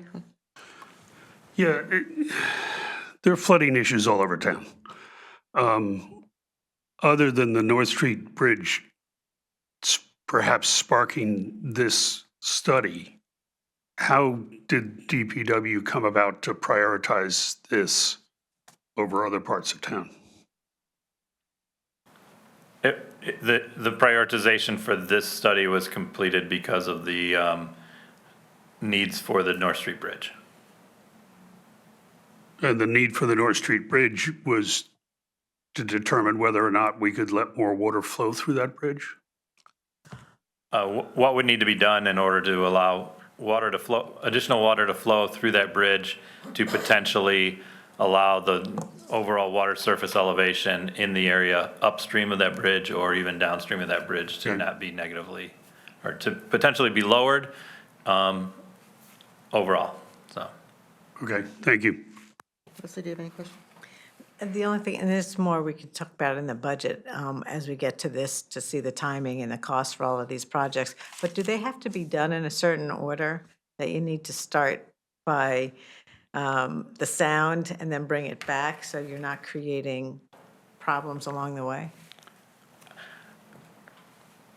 Ideally, yes. However, there is a possibility that there could be slight shuffling of that. We just have to make sure we coordinate it downstream with not having a negative impact. Yeah, but then following up on Harry's discussion as we talk about drainage projects, because I do think that that should be a focus in our budget discussions, to understand this prioritization and, where need, it should be based on need, but that's hard to necessarily quantify in some of these areas, but how you're looking at that and how the whole program for addressing our drainage issues is being addressed. Yeah, we can talk a little bit more when, during budget season.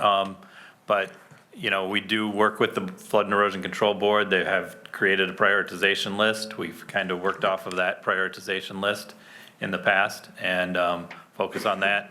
We do sometimes take advantage of when we're doing additional projects because of potential failing infrastructure, that if something comes up, we put, not saying that somebody gets to the top of the list, but they, we call it projects of opportunity. If we're doing a project in somewhere and if it's a slight, like you mentioned, Leslie, is there a benefit to doing something else at the same time? We're always exploring that when we do projects to see, because we understand that anything, or I wouldn't say anything, almost everything we do in public works can cause some pain to someone along the way with,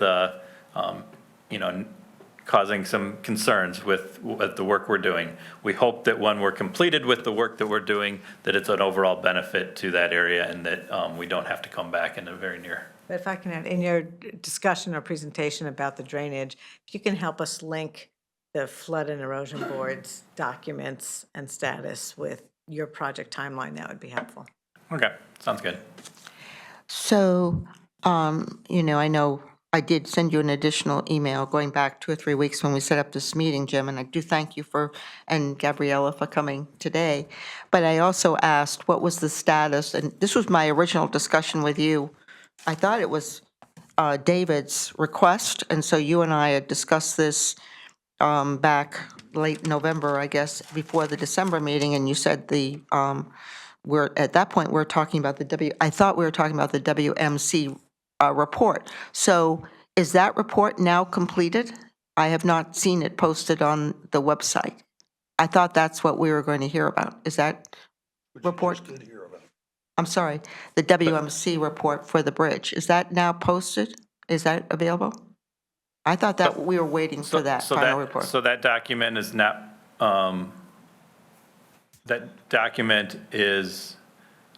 something that we can post until we've got the bridge documents ready for bid, and we're still waiting on a couple comments from the state, so. And when is the timing for the documents to go out to bid? What is the timing for that? As soon as the state gets back to us, which should be hopefully any day now, so. sometime soon. Yes. And is the schedule then still, are you still looking at the? We're still targeting that schedule that we talked about before. So, It's like March, yeah, March, yes. So Gabriella's knocking on their door every couple hours a day. So- Right now, they're reviewing the load rating. There's a lot of math calculations involved in that, so they're doing an in-depth review of that. They have given us some comments on the plan set, which we've revised and given back to them.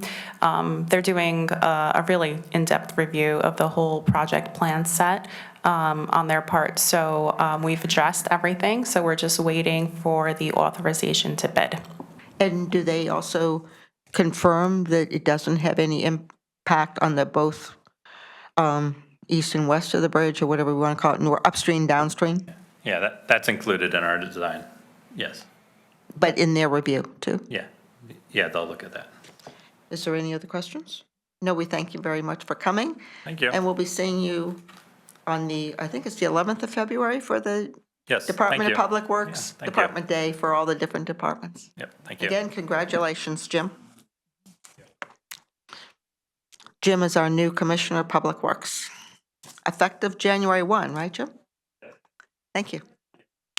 Okay, so moving along from, we now have Nathaniel Witherall, and that is just for an update on the budget, had a condition, and it's Harry's favorite, so I'm sure he has it out, and he can read us what the condition says. I can actually. You weren't listening.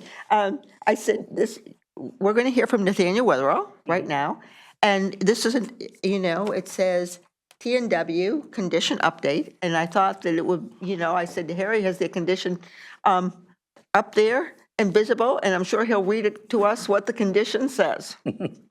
It's really to start, in my mind, the discussion on the second paragraph of the condition. If the Nathaniel Witherall cannot achieve an operating break-even budget as defined above by December 31st, 2024, and the definition is achieving break-even prior to debt service and capital, the board of Nathaniel Witherall will work collaboratively with the BET to pursue alternative strategic ideas that would help restore the financial stability of the organization and its long-term viability. These strategic ideas include, but are not limited to, private management of the facility and are reconsidering a plan that reduces the size of the operation. So I think that's why we're here today, to start that discussion, because to the best of my knowledge, Nathaniel Witherall has not achieved the operating break-even budget. So if you, Brad and John, if you would each introduce yourselves. Again, this is our process Sure. Good morning. I'm John Mastronardi, Executive Director of Nathaniel Witherall. And Brad Markowitz, Chairman of the Board of the Nathaniel Witherall. Thank you both. So you've heard what the condition is, and, we're here to listen to an update from you on the next steps. Great. Good morning. I'm going to do a very brief introduction, really to give you the conclusion. Sorry? That's right. Thanks. I'm going to do a very brief introduction, really to give you the conclusion before the substance of the presentation, and then hand off to Mr. Mastronardi for the update we're giving this morning. We're not asking for the condition to be lifted this morning. We do have a plan which has been outlined for you before, and the management team led by Mr. Mastronardi is implementing against it, but we won't request that the condition be lifted until our published results turn positive and we have comfort that it is sustainably so, which is why we did not ask for it to be lifted after the October results were published. I'm speaking for myself now, but we do have a Finance Committee meeting this coming week and a full board meeting the following week.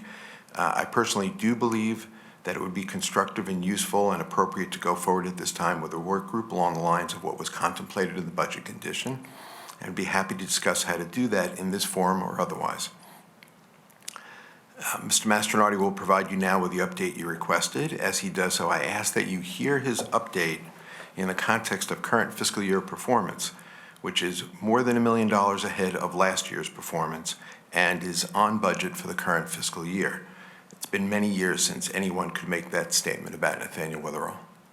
So I'll hand it off to John now. I apologize for reading. That's not normally my style, but I got home at 4:30 from a business trip last night, 4:30 in the morning. So I thought it made sense to do that instead of just blabbering on this morning. Thanks, Brad. Good morning. Good morning, John. As we reflect on our financial performance at the close of 2024, it's important to acknowledge both our challenges and the strategic opportunities that lie ahead. While November was a stronger month, December presented several obstacles that impacted our ability to achieve a break-even outcome. There were several factors in December's underperformance. There were higher payroll costs. The holiday season led to increased payroll and overtime expenses, as many staff took vacations and worked additional hours to cover shifts. There were increased operating expenses that were holiday-related. Holiday events resulted in higher food and labor costs, particularly with Met's billing for a 5-week period instead of the usual 4. We had some weather impacts. Snow and ice days in December required additional maintenance, further straining our resources. The census was down. In late December, we saw an average daily census of 171 with as many as 10 residents hospitalized on some days. Those residents and patients were sicker and needed a higher level of care.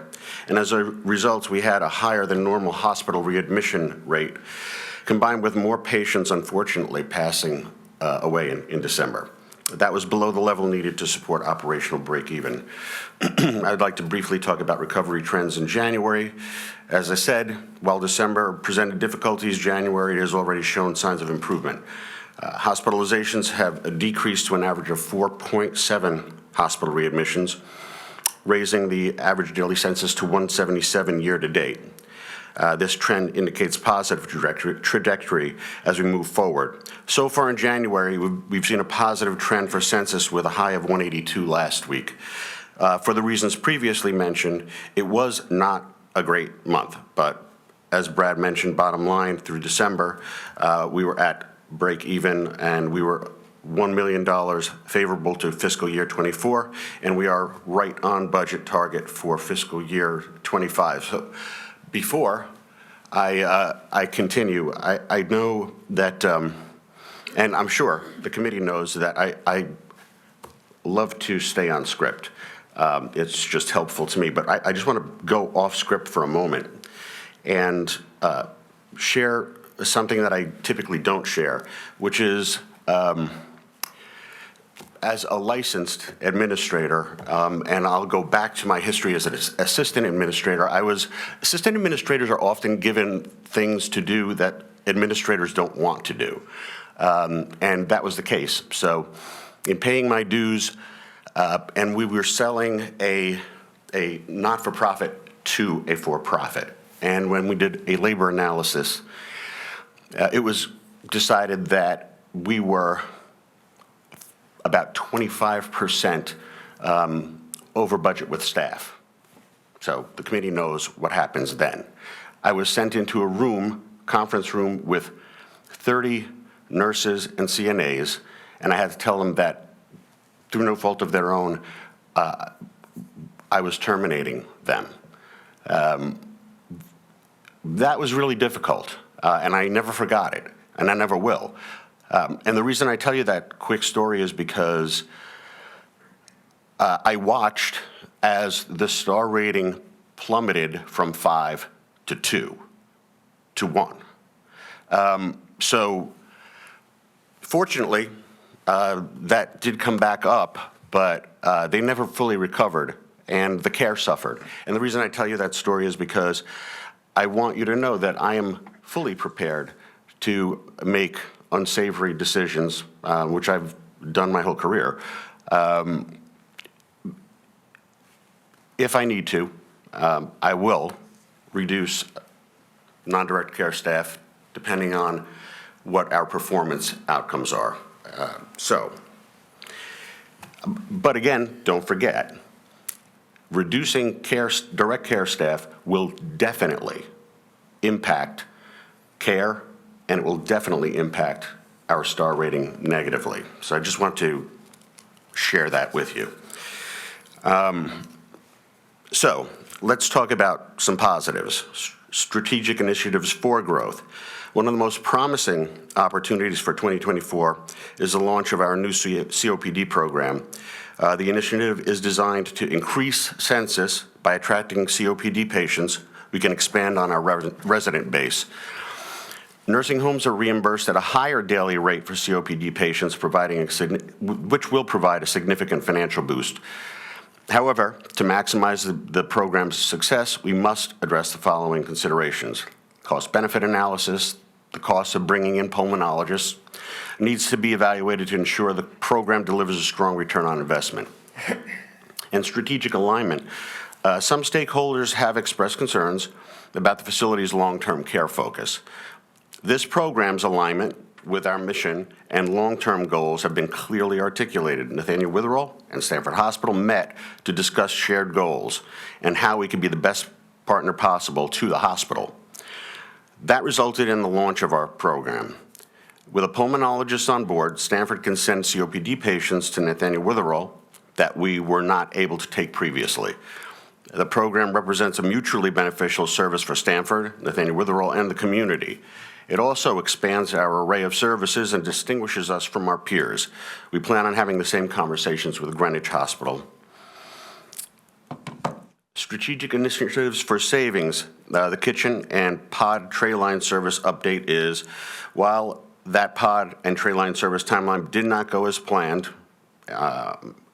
and that's a mea culpa from me, I'm projecting it will be up and running between the last week of January and the first week of February. I won't go into the details because I know that the committee has heard this before, so unless you want any other information that I haven't shared before, if you've got questions about the service, I'll move on. But I will say again that by consolidating to a single tray line system, we will reduce 1.5 FTEs, food service workers per shift, saving approximately $6,000 a week. Centralizing the plating process will also reduce waste by ensuring unused food and supplies are not duplicated at multiple plating stations. That efficiency will further enhance the return on investment. We continue to keep a keen eye on reducing overtime costs by ensuring that we maintain a strong emphasis on department head management and leadership oversight. Agency staffing is down in nursing and dietary, and that's a direct result of the cooperative efforts of nursing, dietary, and administration. Specifically, administration emphasized the urgency of sustainably keeping those costs down, and the nursing and dietary departments responded to that sense of urgency. As a result of our efforts, I did not need to cut staff there. I did talk about the corrective action plan update, and that is for the MDS department. There will be, we'll maximize our revenues for the MDS for revenue and reimbursement. And the first step in that initiative was to compile a baseline data of late MDS submissions from Q3 and Q4 of '24. So we're moving ahead as planned and monitoring that through the Quality Assurance and Performance Improvement Committee. Given the complexities of our financial challenges and opportunities, we recommend an ongoing strategic discussion format comprised of Nathaniel Witherell and Town of Greenwich leadership. This would allow us to address long-term strategies to achieve sustainable break-even operations, a detailed analysis including cost reporting and the impact of the COPD program and the tray line service, and facility-wide objectives in alignment with stakeholder expectations. While we acknowledge that Nathaniel Witherell did not achieve break-even in December, these discussions can position us to build a more resilient and profitable operation in the future. So thank you for your time and consideration. I have used the strategic tools at my disposal very vigorously, and I believe you'll see the numbers bear that out in the coming months. Thank you. Harry? Yeah, I appreciate the update to that, but, I think for perspective and for the public's information, part of that plan was to reach 184 census. To the best of my knowledge, you hit that twice in the last 6 months for a day or two. Otherwise, the census has been in the 170s most of the time, occasionally dipping into the 160s. You referenced a cost-benefit analysis for the COPD. What is the expected impact on the census? Anecdotally, I'm expecting that we ramp up. It's only been the second week in January since the pulmonologist came in, so I don't have any sample data to report, but I expect that we'll conservatively increase our census, begin to increase our census in the coming months by 3 to 4 a week, and then my expectation is that we'll place goals in the coming months for 7 to 10. 7 to 10, I would think, every 2 weeks. That's what I'm looking at, additional, which will definitely favorably impact our census and at a higher reimbursement rate. You know, in my mind, you know, what I'm hearing from you is an intention to continue trying to get this operation on a stable ground. Yes. I think time's run out. I'll remind everybody, and especially the public, that for the losses that have been sustained by the town over 10 years, we could have built a school. That is just not acceptable anymore. So, you know, I think it is time for the BET and Nathaniel Witherell to work collaboratively to pursue alternative strategic ideas. I don't think the status quo can continue anymore. You know, so the town attorney has indicated that it is the responsibility of the Nathaniel Witherell Board to initiate any change to its structure. I don't know if that's, at least in the board meetings that I've attended, that's not come close to any discussion. But I think it's time. The clock has run out. December 31st was the target date. The clock's run out. Let's move forward to work collaboratively on alternatives. Thank you.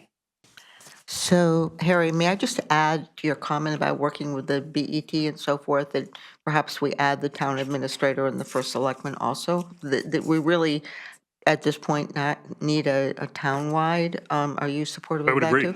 Okay. I would agree. So, Leslie? I just want to add a different context to this. Look, we know that no matter what individual opinions are on Nathaniel Witherell, nothing can happen quickly. We have responsibilities to patients. It takes a lot to address changes in a healthcare operation, which this is. And I think this working group, which sounds like a more in-depth group, to one, understand alternatives. That alternative should include, you know, where we really are with these strategic initiatives. I think the administration should get the message that they should continue working in the way that they are, and improving the operations, right, until a working group determines that there is an alternate strategy that's preferable. This group needs to include Nathaniel Witherell board members, because ultimately they're making that decision as well. And it's, you know, this isn't something that we can say, all right, tomorrow, do this, and because we don't know what the impact is. And I think you'd want the working group to understand what the impact, pros and cons are of the kinds of changes, you know, that have been talked about. And some of them can be implemented more quickly than others. But I think, you know, there's, and I'm not saying this to say, okay, this is a strategy to buy time. That's not the intent. I think there needs to be a meeting of the minds on real expectations and real forecasts of what we need to do short-term and longer-term. This board talks a lot about this issue from a financial perspective, and that's right. But that's not the only perspective in this kind of operation. And there has been a historical support by the community for the operation. And somewhere that particular history needs to come into play as well. So I see you, Harry, but I'm just going to ask Leslie a question first. Leslie, in terms of forming this working group, we haven't yet set out the days yet for the department meetings. But Roland and I have agreed we're going to begin with a couple exceptions that have been notified.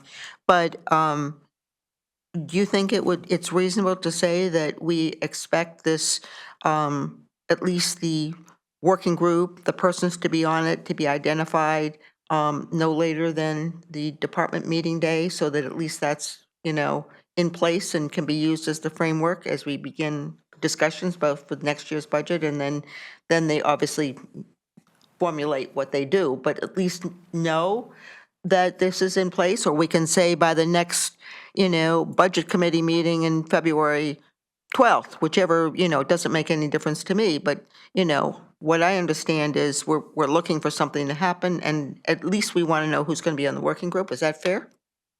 I don't see a problem with that. We heard from Nathaniel Witherell, they're Okay. willing to work together with the direction they need to go, and so. So, I don't know who, I'm going to just call on Harry first, and then I'll call on Brad. I just would remind everybody that there was a committee that the first selectman put together a few years back, did an RFP. There was a proposal for an outside firm to come in and take over the operations of Nathaniel Witherell. And around that time was when the town attorney ruled that any initiative to do so had to come from the Nathaniel Witherell board, and the failure to do so, for whatever reason, I'm not pointing fingers here, but that basically put a stop to that process. So we've got lots of history here. And I formulated this condition, and the intention is to move this forward. So Thank you. Can I just respond to that? Only. You a can speak, factual Leslie, thing. and then David is going to speak, and then we're going to come to Brad. Only because, as many of our committees are, or happen, you identify a proposal, a solution, you have an RFP, you look at the proposals. Let's look at what happened with Roger Sherman Baldwood Park RFP out there and Island Beach RFP out there. That proposal never got to a financial and operational detail enough to know whether it was a good idea or a not good idea, to know what risks the town still had financially and operationally, what benefits it gave us. So while something like that absolutely can be pursued if it's something that, the group and the powers that be want to do it, but I don't think you can conclude, because that group was formed and there was work on it, that the ultimate outcome would have been something that the town moved forward with. We didn't know, the financial details were not clear. That was never a fully negotiated agreement. You can talk to the people on that committee, I have. So I just don't know. No, Never it got that was a far. response to an RFP, and a proposal came in. There was obviously more work that had to be done on that, but Devils are in the details. we were stymied because of the town attorney's ruling. So David, you're next. Right, so Brad, you started off with your comment that we're $1 million ahead of last year, or if I got that right, yeah. And it was also mentioned that the COPD program is expected to have some beneficial result. I guess where I'm hung up a little bit is, how far are we from break even per the condition? And I'm not Pollyannish about any of this, but is there a scenario where, over the next 3 months or 6 months at the most, we would reach the break even? If it's okay, I'm going to take that. And David, if it's okay, I'm going to answer it in the context of the remarks I was going to make, okay? Sure, yeah. Speaking for myself, I believe that we have a plan that allows the management team to be at break even. Running a nursing home is a complicated and challenging thing these days. And, I talk about it as levers that can be pulled, right? John has the levers. There's a plan. You can have better months, you can have worse months. What John has to prove, what the management team has to prove through a series of months of actually hitting break even as defined, he's got to prove that he's pulling hard enough on those levers.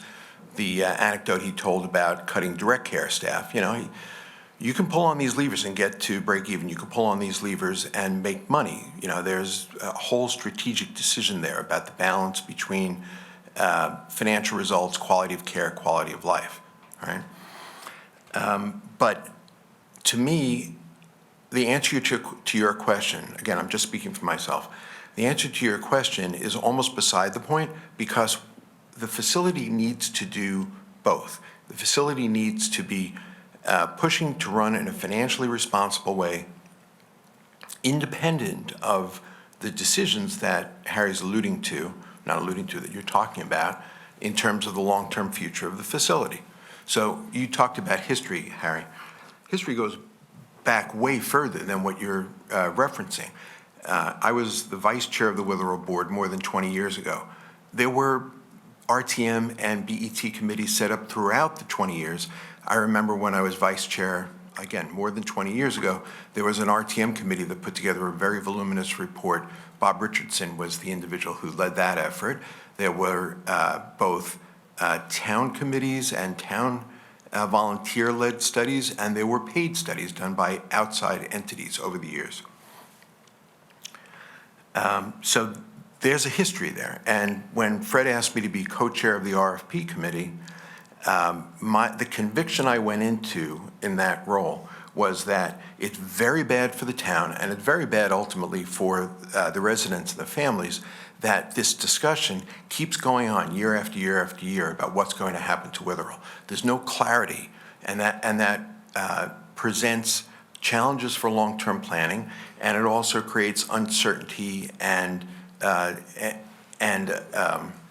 impacts negatively quality of life for the residents of the facility.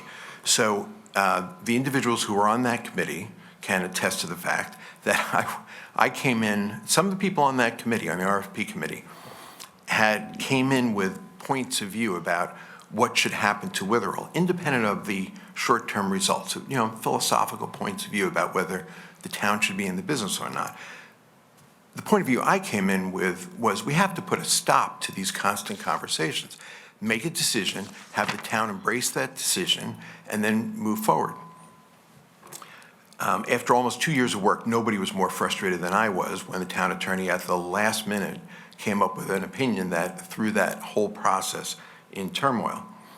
Along the way in that process, my predecessor as board chair had asked me to consider coming back on the board. I agreed to do that. My focus was going to be on strategic planning, long-term, et cetera, and lo and behold, within months of being back on the board, the depths of the financial problems at the facility became clear, the accounts receivable problems, et cetera. So when I became board chair, and some of you know this because I talked to many of you one-on-one about it at the time. Harry, I talked to your predecessor about it in detail, as well as Fred and others. My goal was and has been to address the governance problems and the management problems to get the facility back on track. Back to your question, I think the facility's back on track. John has a long way to go. The facility's a long way to go. They have opportunities to continue to manage cost without impacting quality, and there are opportunities to be better aligned with the referral sources. I've spent 30 years owning or running health services organizations about the same size that Witherell is now. You've got to get your costs in control, but the way you're successful and have a financially sustainable as well as high-quality operation is through growing your revenues. So my personal opinion is that growing the top line, growing the revenues is what is key now. But he has a plan, and he's now going to be held accountable by the Witherell Board and by the BET and by town government to following that plan. But nobody's going to believe that till he produces the numbers, right? That's great.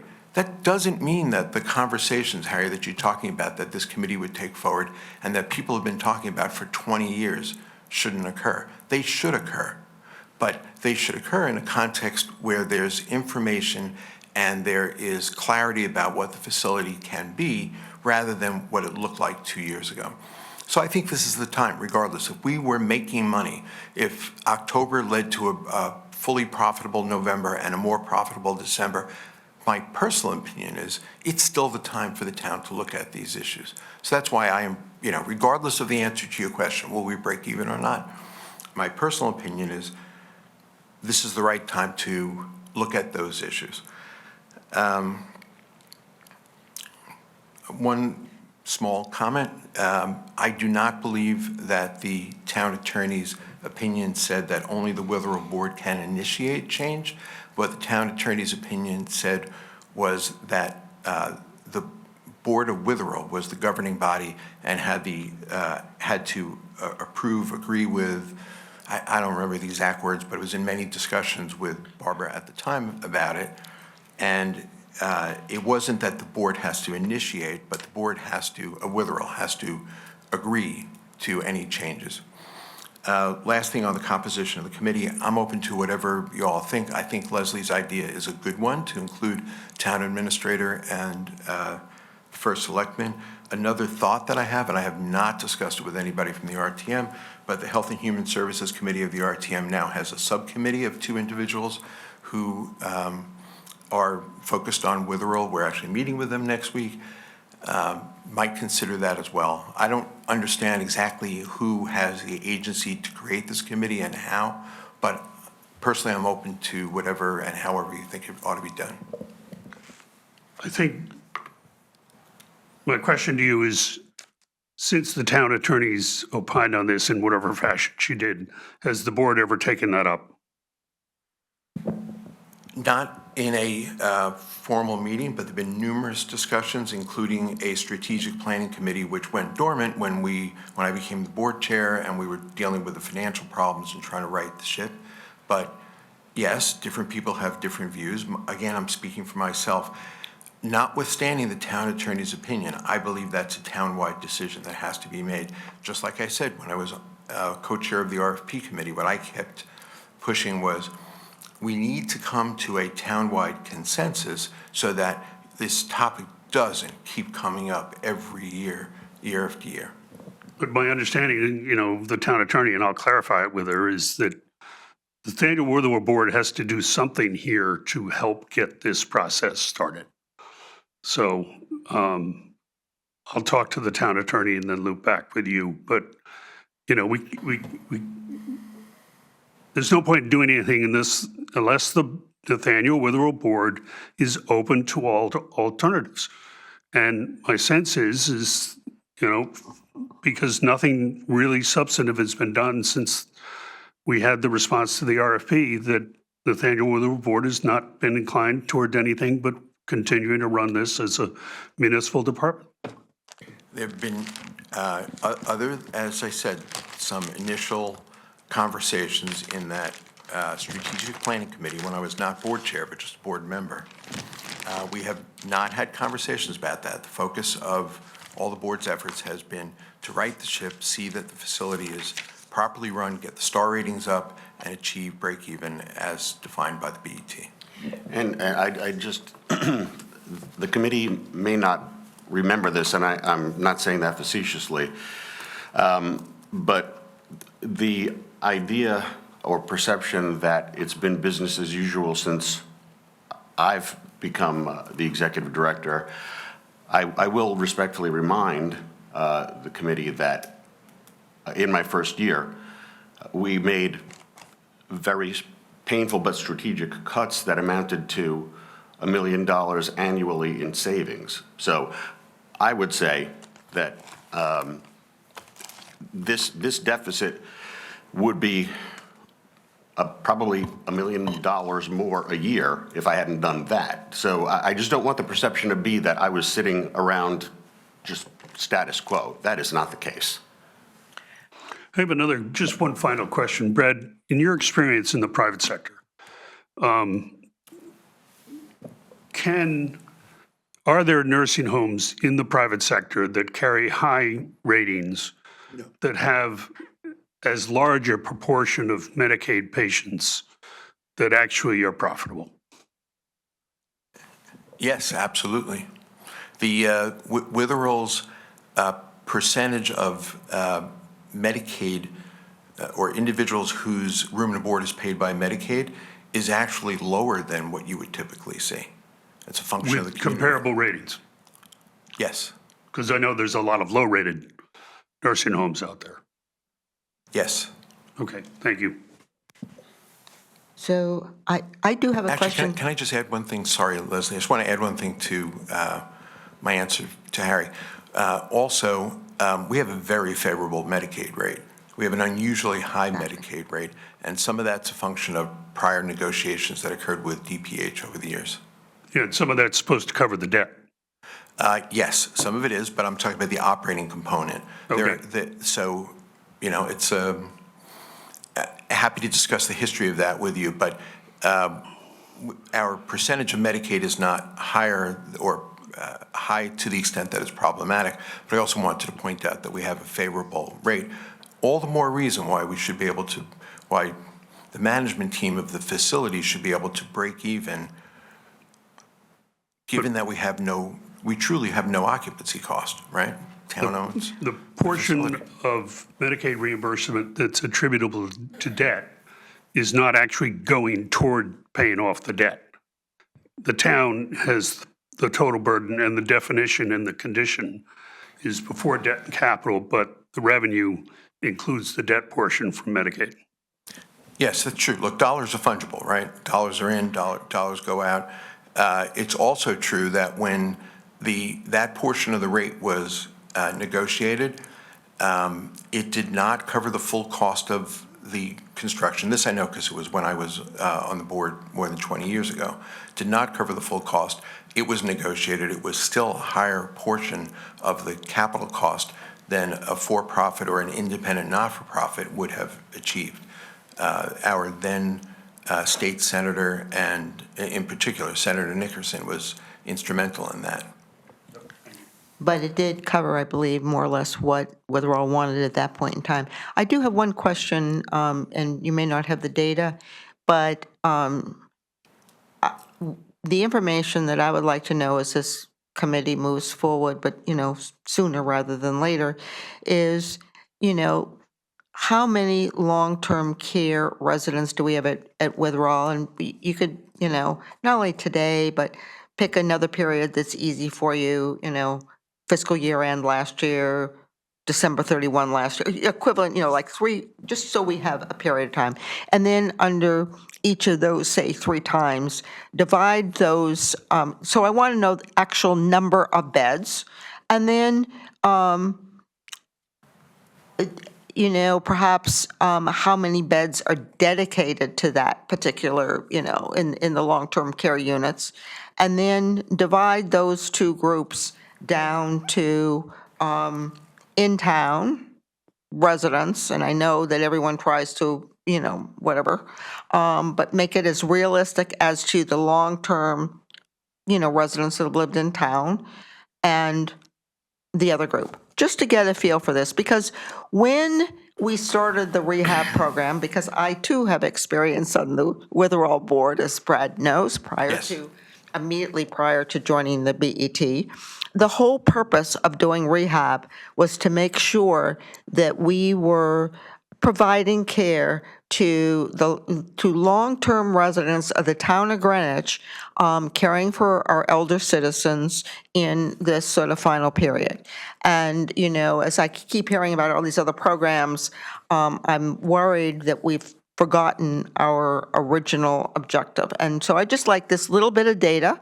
And in the meantime, the other, to continue, and whoever thinks is the appropriate group, but to be formulated, no later than the earlier of either, February 12th, our next budget committee meeting, or the Witherall Department meeting. It'll be approximately the same day, but, approximately that kind of time frame. I just don't know how the schedule's going to work out yet, based on department schedules and based on Roland putting the whole package together. Okay, so I think. As to your information requests, long-term beds, short-term beds, percentage, all Well, that, that's tracked every day. I'm not really interested in the short-term bed. I'm interested in our objective, our original objective, which was the long-term care for those residents who had been in Greenwich a long time, paying taxes and so forth, and to the care of our elderly, our older citizens, through their sort of final days.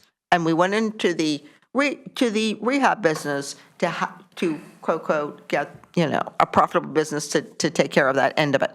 There are other ends too, if you remember, we looked at.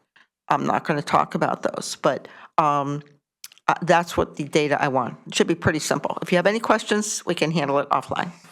Okay, that's fine. I'll remind you also, though, that state law prohibits I understand us. state law. I do know state law. I know, just like you made some Right. statements for public record, I No, wanted to I say this know. also. Medicaid, right. But State law prevents us from discriminating against people who do not live in the town of Greenwich. Correct. I understand that. But we could lower the number of beds too. There's all kinds of ways we can do things. Right, so. But I didn't want to bring that up. Just really quickly, I think, Leslie, what you were asking was how many long-term beds we have? And then. How right, many you with- have and how they're filled, dicing and that how they're data. filled. It's Just pick 3 156 periods. long-term beds, 156 long-term beds. Thank you. Yes, Nisha, did you want to come up and speak? We don't normally let the audience speak, but I think in this case, you're, Chair, Bonanza. that's fine. I asked her to come up. I said we don't normally do, but I called on her. Oh, yeah, sure.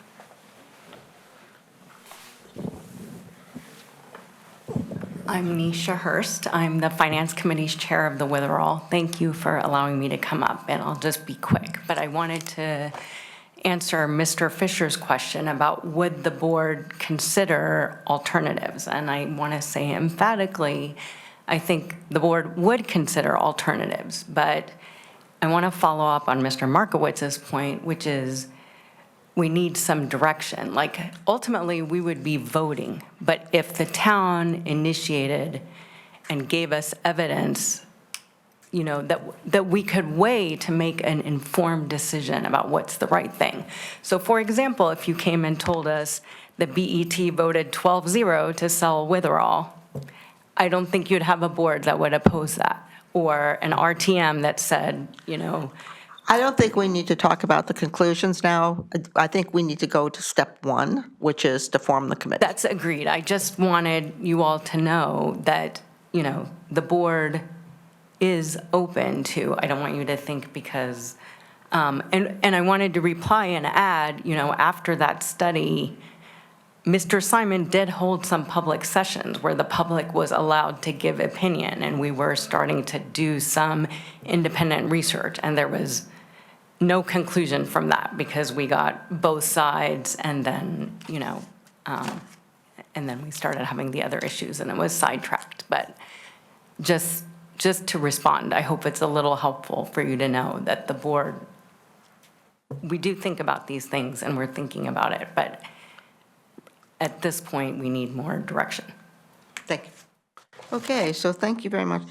Now, do we need to just at least stand up?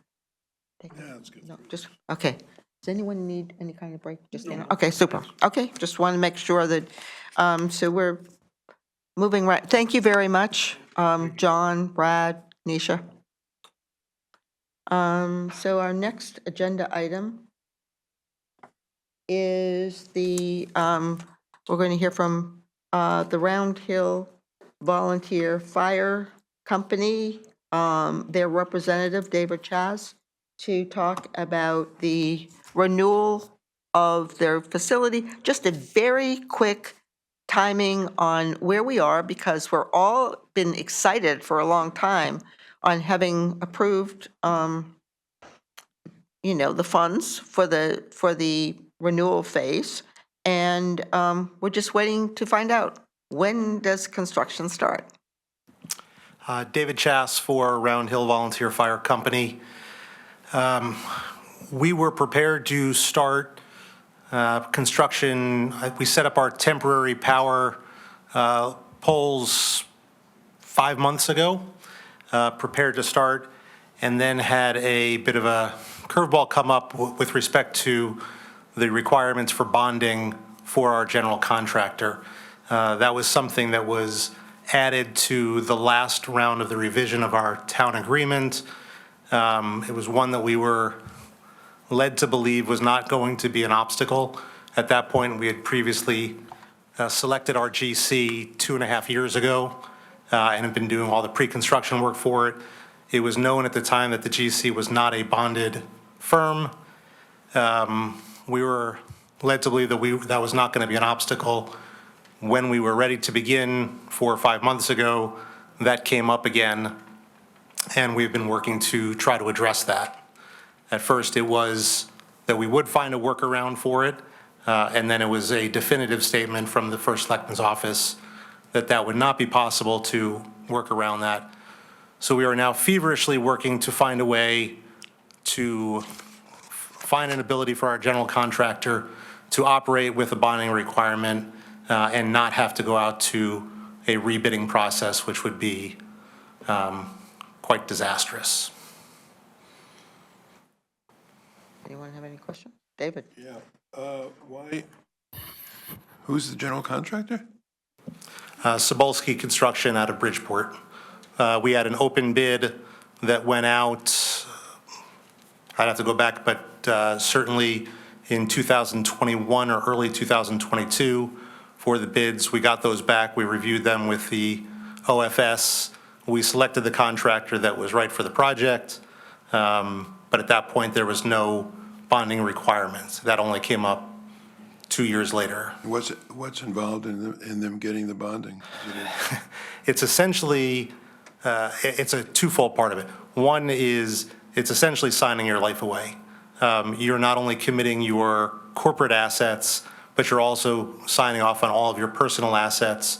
Your spouse, any minority partners in the company have to sign off as well for their personal and corporate assets. The GC is also putting 2 kids into college this fall, and he is heavily concerned about the impact on his ability to get financing for his college at the same time. So it's a challenging situation. Had we known this requirement back in 2021 and 2022, we would have gone out to bid in a very different way. I will say that from all conversations that we've had in the last 6 months with GCs, if we did have that requirement from the beginning, this budget that we all know has grown ridiculously would be up another 20, 30, 40% if we were going with a bonded firm because of the costs associated. What happens? What's our timing? I'm sorry? What is our timing now? We're working on 4 different approaches right now. 3 of them are the GC working with a larger contracting firm that would go into a joint venture to be able to provide the bond with our GC still running the project. We thought we had one committed 2 weeks ago, and then they stepped back from that, and we're trying to re-engage there. We have 2 others that we're speaking with as well. We're also speaking to a couple of people in the community about possibly posting a cash bond. But as you can imagine, those are not easy conversations to have with our community members. So are you working with Luigi and the DPW building construction area too? Yeah, I mean, there's really nothing at the moment to work with them on. The plans have been set for quite some time. Luigi's fully up to speed on the project. We're all just waiting for the ability for the town to let us move forward, and this bonding requirement seems to be our sticking point. No, that's all. Anyone else have any other questions? Leslie? All right. So thank you very much, David. Thank you for coming. Thank you for being very patient with us. Thank you. On a rescheduled meeting. Thank you. Always enjoy being with you. Thanks, David. Good luck. I said, hope things move. Everyone wants the project to move along quickly. That's the whole purpose of this. Thank you. Stay well. And finally, well, not quite finally. Yeah, well, Mr. Wasak. Um, Did we get Mr. them? Harkington, he's not on the agenda. It was a revised. Was there a revised agenda There's a that I revised didn't get? agenda. Okay, I didn't see that. And, yes, he's on the Okay. revised agenda. All right, thank It was you. noticed. I think there were two actually revised agendas. I'm Mike Wetzik, Chairman of the Retirement Board. Can you turn on the mic? Oh, Thank you. okay. I'll say that again. Mike Wetzik, Chairman of the Retirement Board. So I'm here to discuss, really take questions about the charter amendment that the Retirement Board passed at a special meeting in November. That charter amendment would fundamentally change the section of the charter that governs the retirement, DB retirement system, to cover the situation where a retiree comes back to work full-time for the town. Under the current charter language, when such an individual comes back to full-time employment with the town, he or she re-enters the system and therefore would accrue more credit for pension, subject to some elaboration in the current language, which I won't go into, but effectively that's the case. And they continue to receive, their pension payments stop while they're working for the town. The change would flip it so that if they come back to work, they would not re-enter the system, but they would continue to receive their pension benefits. And again, there's some qualifications around that. One important qualification is that the proposed charter language would say it has to be a different position from the one from which they retired. That's it in a nutshell. Leslie, how would you like to handle this discussion? So maybe you can just tell us, and then I'm going to ask each other member first, what the vote of the retirement board was? The report, the vote was 4 in favor, 1 against, no abstentions. I was the no vote. Yeah. And can you give us the vote of the law committee? The BET's law committee? I don't know. Okay. I don't think they voted. No, they didn't vote. I think it's fair to say that the law committee chose not to take a vote on this. And then I'll ask one more question, then I'll ask the others. Can you give us any input on the what the position of the town's HR director is on this? Mary Pepe. Well, I should have said this at the beginning. The impetus for this, the retirement board taking this up, was that the first selectman's office came to us and said they'd like to make this change, right? The importance of this sort of amendment is such that I felt, as chair, that it was not appropriate for the retirement board to take it up on its own, that the initiative should really come from the first selectman's office. So we had previously discussed this, but we had never brought it forward to an agenda. But now that the first selectman came forward, we were willing to entertain it. So Mary Pepe, as director of HR, was part of those discussions. And I believe, although you should ask her directly, her position throughout has been, we can do it either way, right? This is really a policy decision that's above my pay grade. So, she said, it will result in some complications that have to be worked out in terms of policy, but nothing insurmountable. I think that's her view. Leslie, you have any questions? Again, for the record, the key issues for me are Number one, there have been some changes in our collective bargaining agreements, which now different unions have different rights in terms of the pension. So there's created a little bit of an inequity or just a difference. I think there was a question about how many other towns have this, permit this to occur. And initially you thought, or whoever provided that information, there were many, but I think the new information is there are a few, but maybe not. It's not the majority way that towns operate. I don't, if Zach. I don't have the numbers at my fingertips, but Ken Bergson and Daniela Barcello of the retirement administrative team did do some research of surrounding communities in Connecticut to see what the state of affairs was. And the answer is that most still do not permit retirees coming back to work to continue to receive their pension benefits, but they did identify a few. And I don't recall who they were. They were not household names in my mind. There is, and I mean, bottom line, why this board's so interested in this, there is a potential financial impact to the town. If there is and the numbers that you provided through the underwriter, if there's a 10% increase in the number of retirements, that's about $900,000 a year in annual cost in terms of our contribution to the retirement fund. If there were a 100% increase, which is a pretty big assumption, it's hard to believe that that would be the case, but that's $2.4 million a year in higher contributions the town would make, assuming we're still using the same percent discount rate, and the other assumptions in determining that don't change. So this is a financial question that there are a lot of unknowns. We don't know how many more retirements there might be.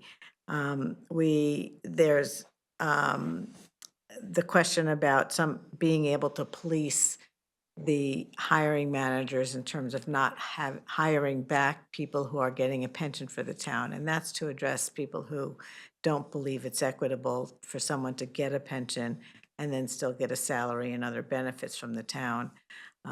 So people are concerned about that. But on the other side, there are some of our town departments that would benefit from this. We've had trouble in the dispatch area, for example, in emergency service, in police department. And there are employees who annually would consider retirement, but would be interested in that employment, and that might help in a certain area. So there are some positives to doing this. There are some positives to be able to use expertise for somebody in one area who would otherwise go to another community and get hired there as opposed to staying with Greenwich. So you lose that. And all of these are a lot of unknowns and uncertainties, but just, those are the issues that are really in play here. There's a financial issue, and then there's the operational issue. As far as, I don't have a specific question. I just wanted to lay out the issues because knowing what this is going to end up costing the town or benefiting the town, because there's both aspects to it, it is hard to predict. Harry? Yeah, with no offense to you, Michael, we have the unusual circumstance of this being presented to us by the principal opponent. Michael was the sole vote against this in the retirement board. Unfortunately, Pete Minarski had to go work on some bonding issues, so couldn't be present here. But I'm gonna play the role of a bit of a proponent on this. As Ms. Moriarty alluded to, anybody in the town could retire, get their pension, go to work in another town. It's been quoted that there are 300 people in town eligible for retirement. So we've not seen a wave of people doing that. Many of those people could get jobs in towns closer to where they live too. I see a lot of benefits to this. Dispatch in the public safety department has been a real problem attracting people. If we had police and fire firefighters that could retire and take a position in dispatch, that would be a huge benefit to the town, having the familiarity with the town and familiarity with the departments. I've heard of at least one other town that has formed a new division within the police department for school security.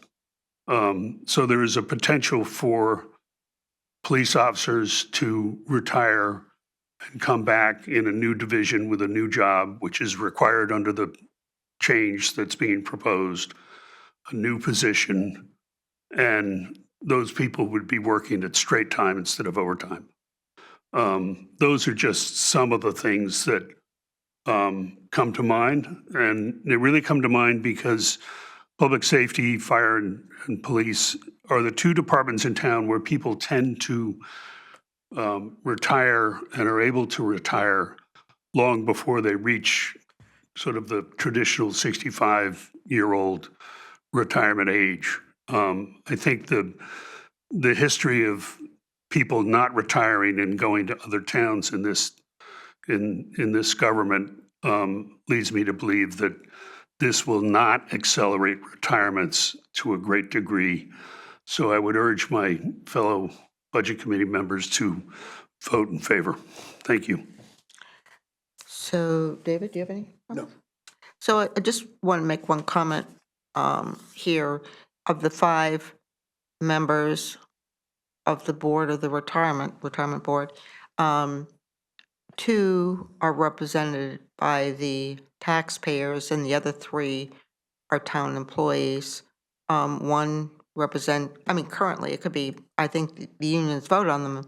One currently is from the fire area, one from the police area, and one is our own, and this is required, controller per the charter. So, it is true that Mike voted in the negative, but, also, I think it should be stated that 3 are employees. So are we ready to take a vote? Yep. Okay. Yeah, I don't think it's been moved. I would move the acceptance and approval of the proposal to change the charter as outlined on in the package. Is there a second? I second. Moved by Harry Fisher, seconded by David Weisbrod, and I'm going to say, and you can obviously change this is non-routine. Non-routine, yes. Oh, okay. Any more comments before we take a vote? No? Okay. Those in favor? 3.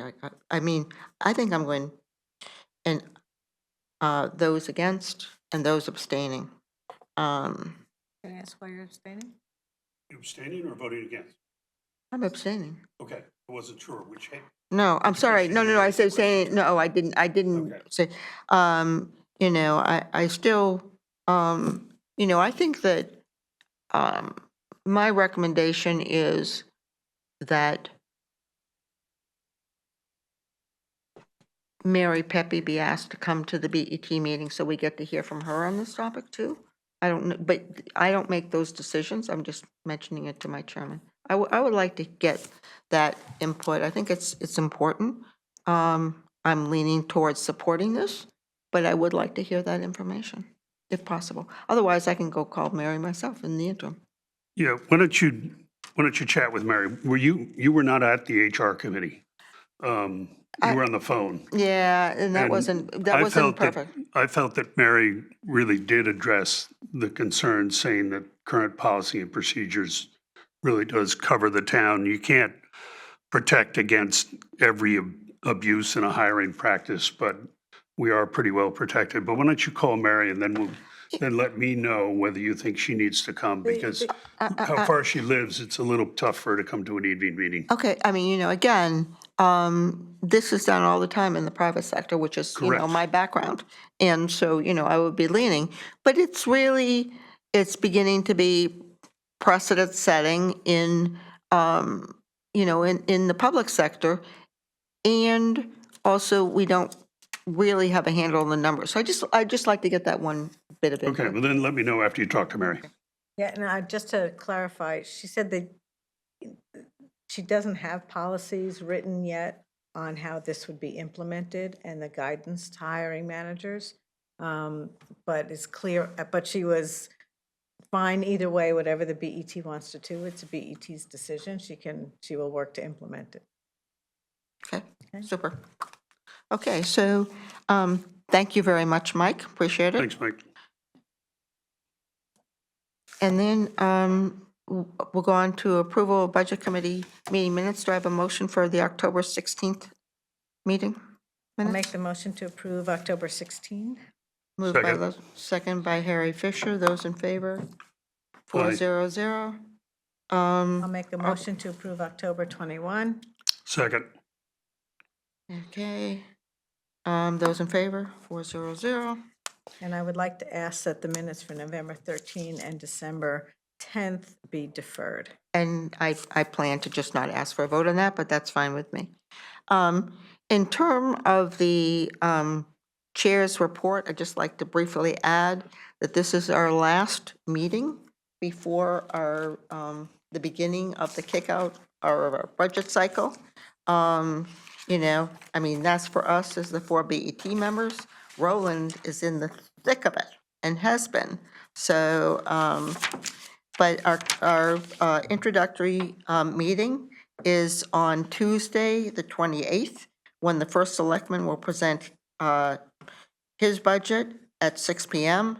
The Board of Education will present their budget at 6:30, and the Budget Committee will hold a public hearing at 7 o'clock. That's continuous, so those times are approximate. The 6 o'clock is the firm time.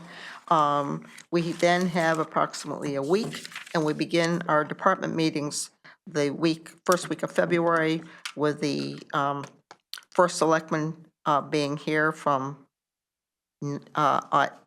hopefully 9 o'clock on Tuesday, the 4th of February, and at least that's his day. And the Board of Education Operations and Capital will be on Thursday, the 6th, and the rest of it, we will be working on, everyone has the dates, and that's all posted to let everyone else know. Just one other minor thing that has occurred behind the scenes is there had been some press on the return to those who had their cars towed at the Riverside parking lot. So those funds are now finally being returned, and this has been where the discussion has been from what the appropriation that was used to pay for the paving, which was a DPW paving account.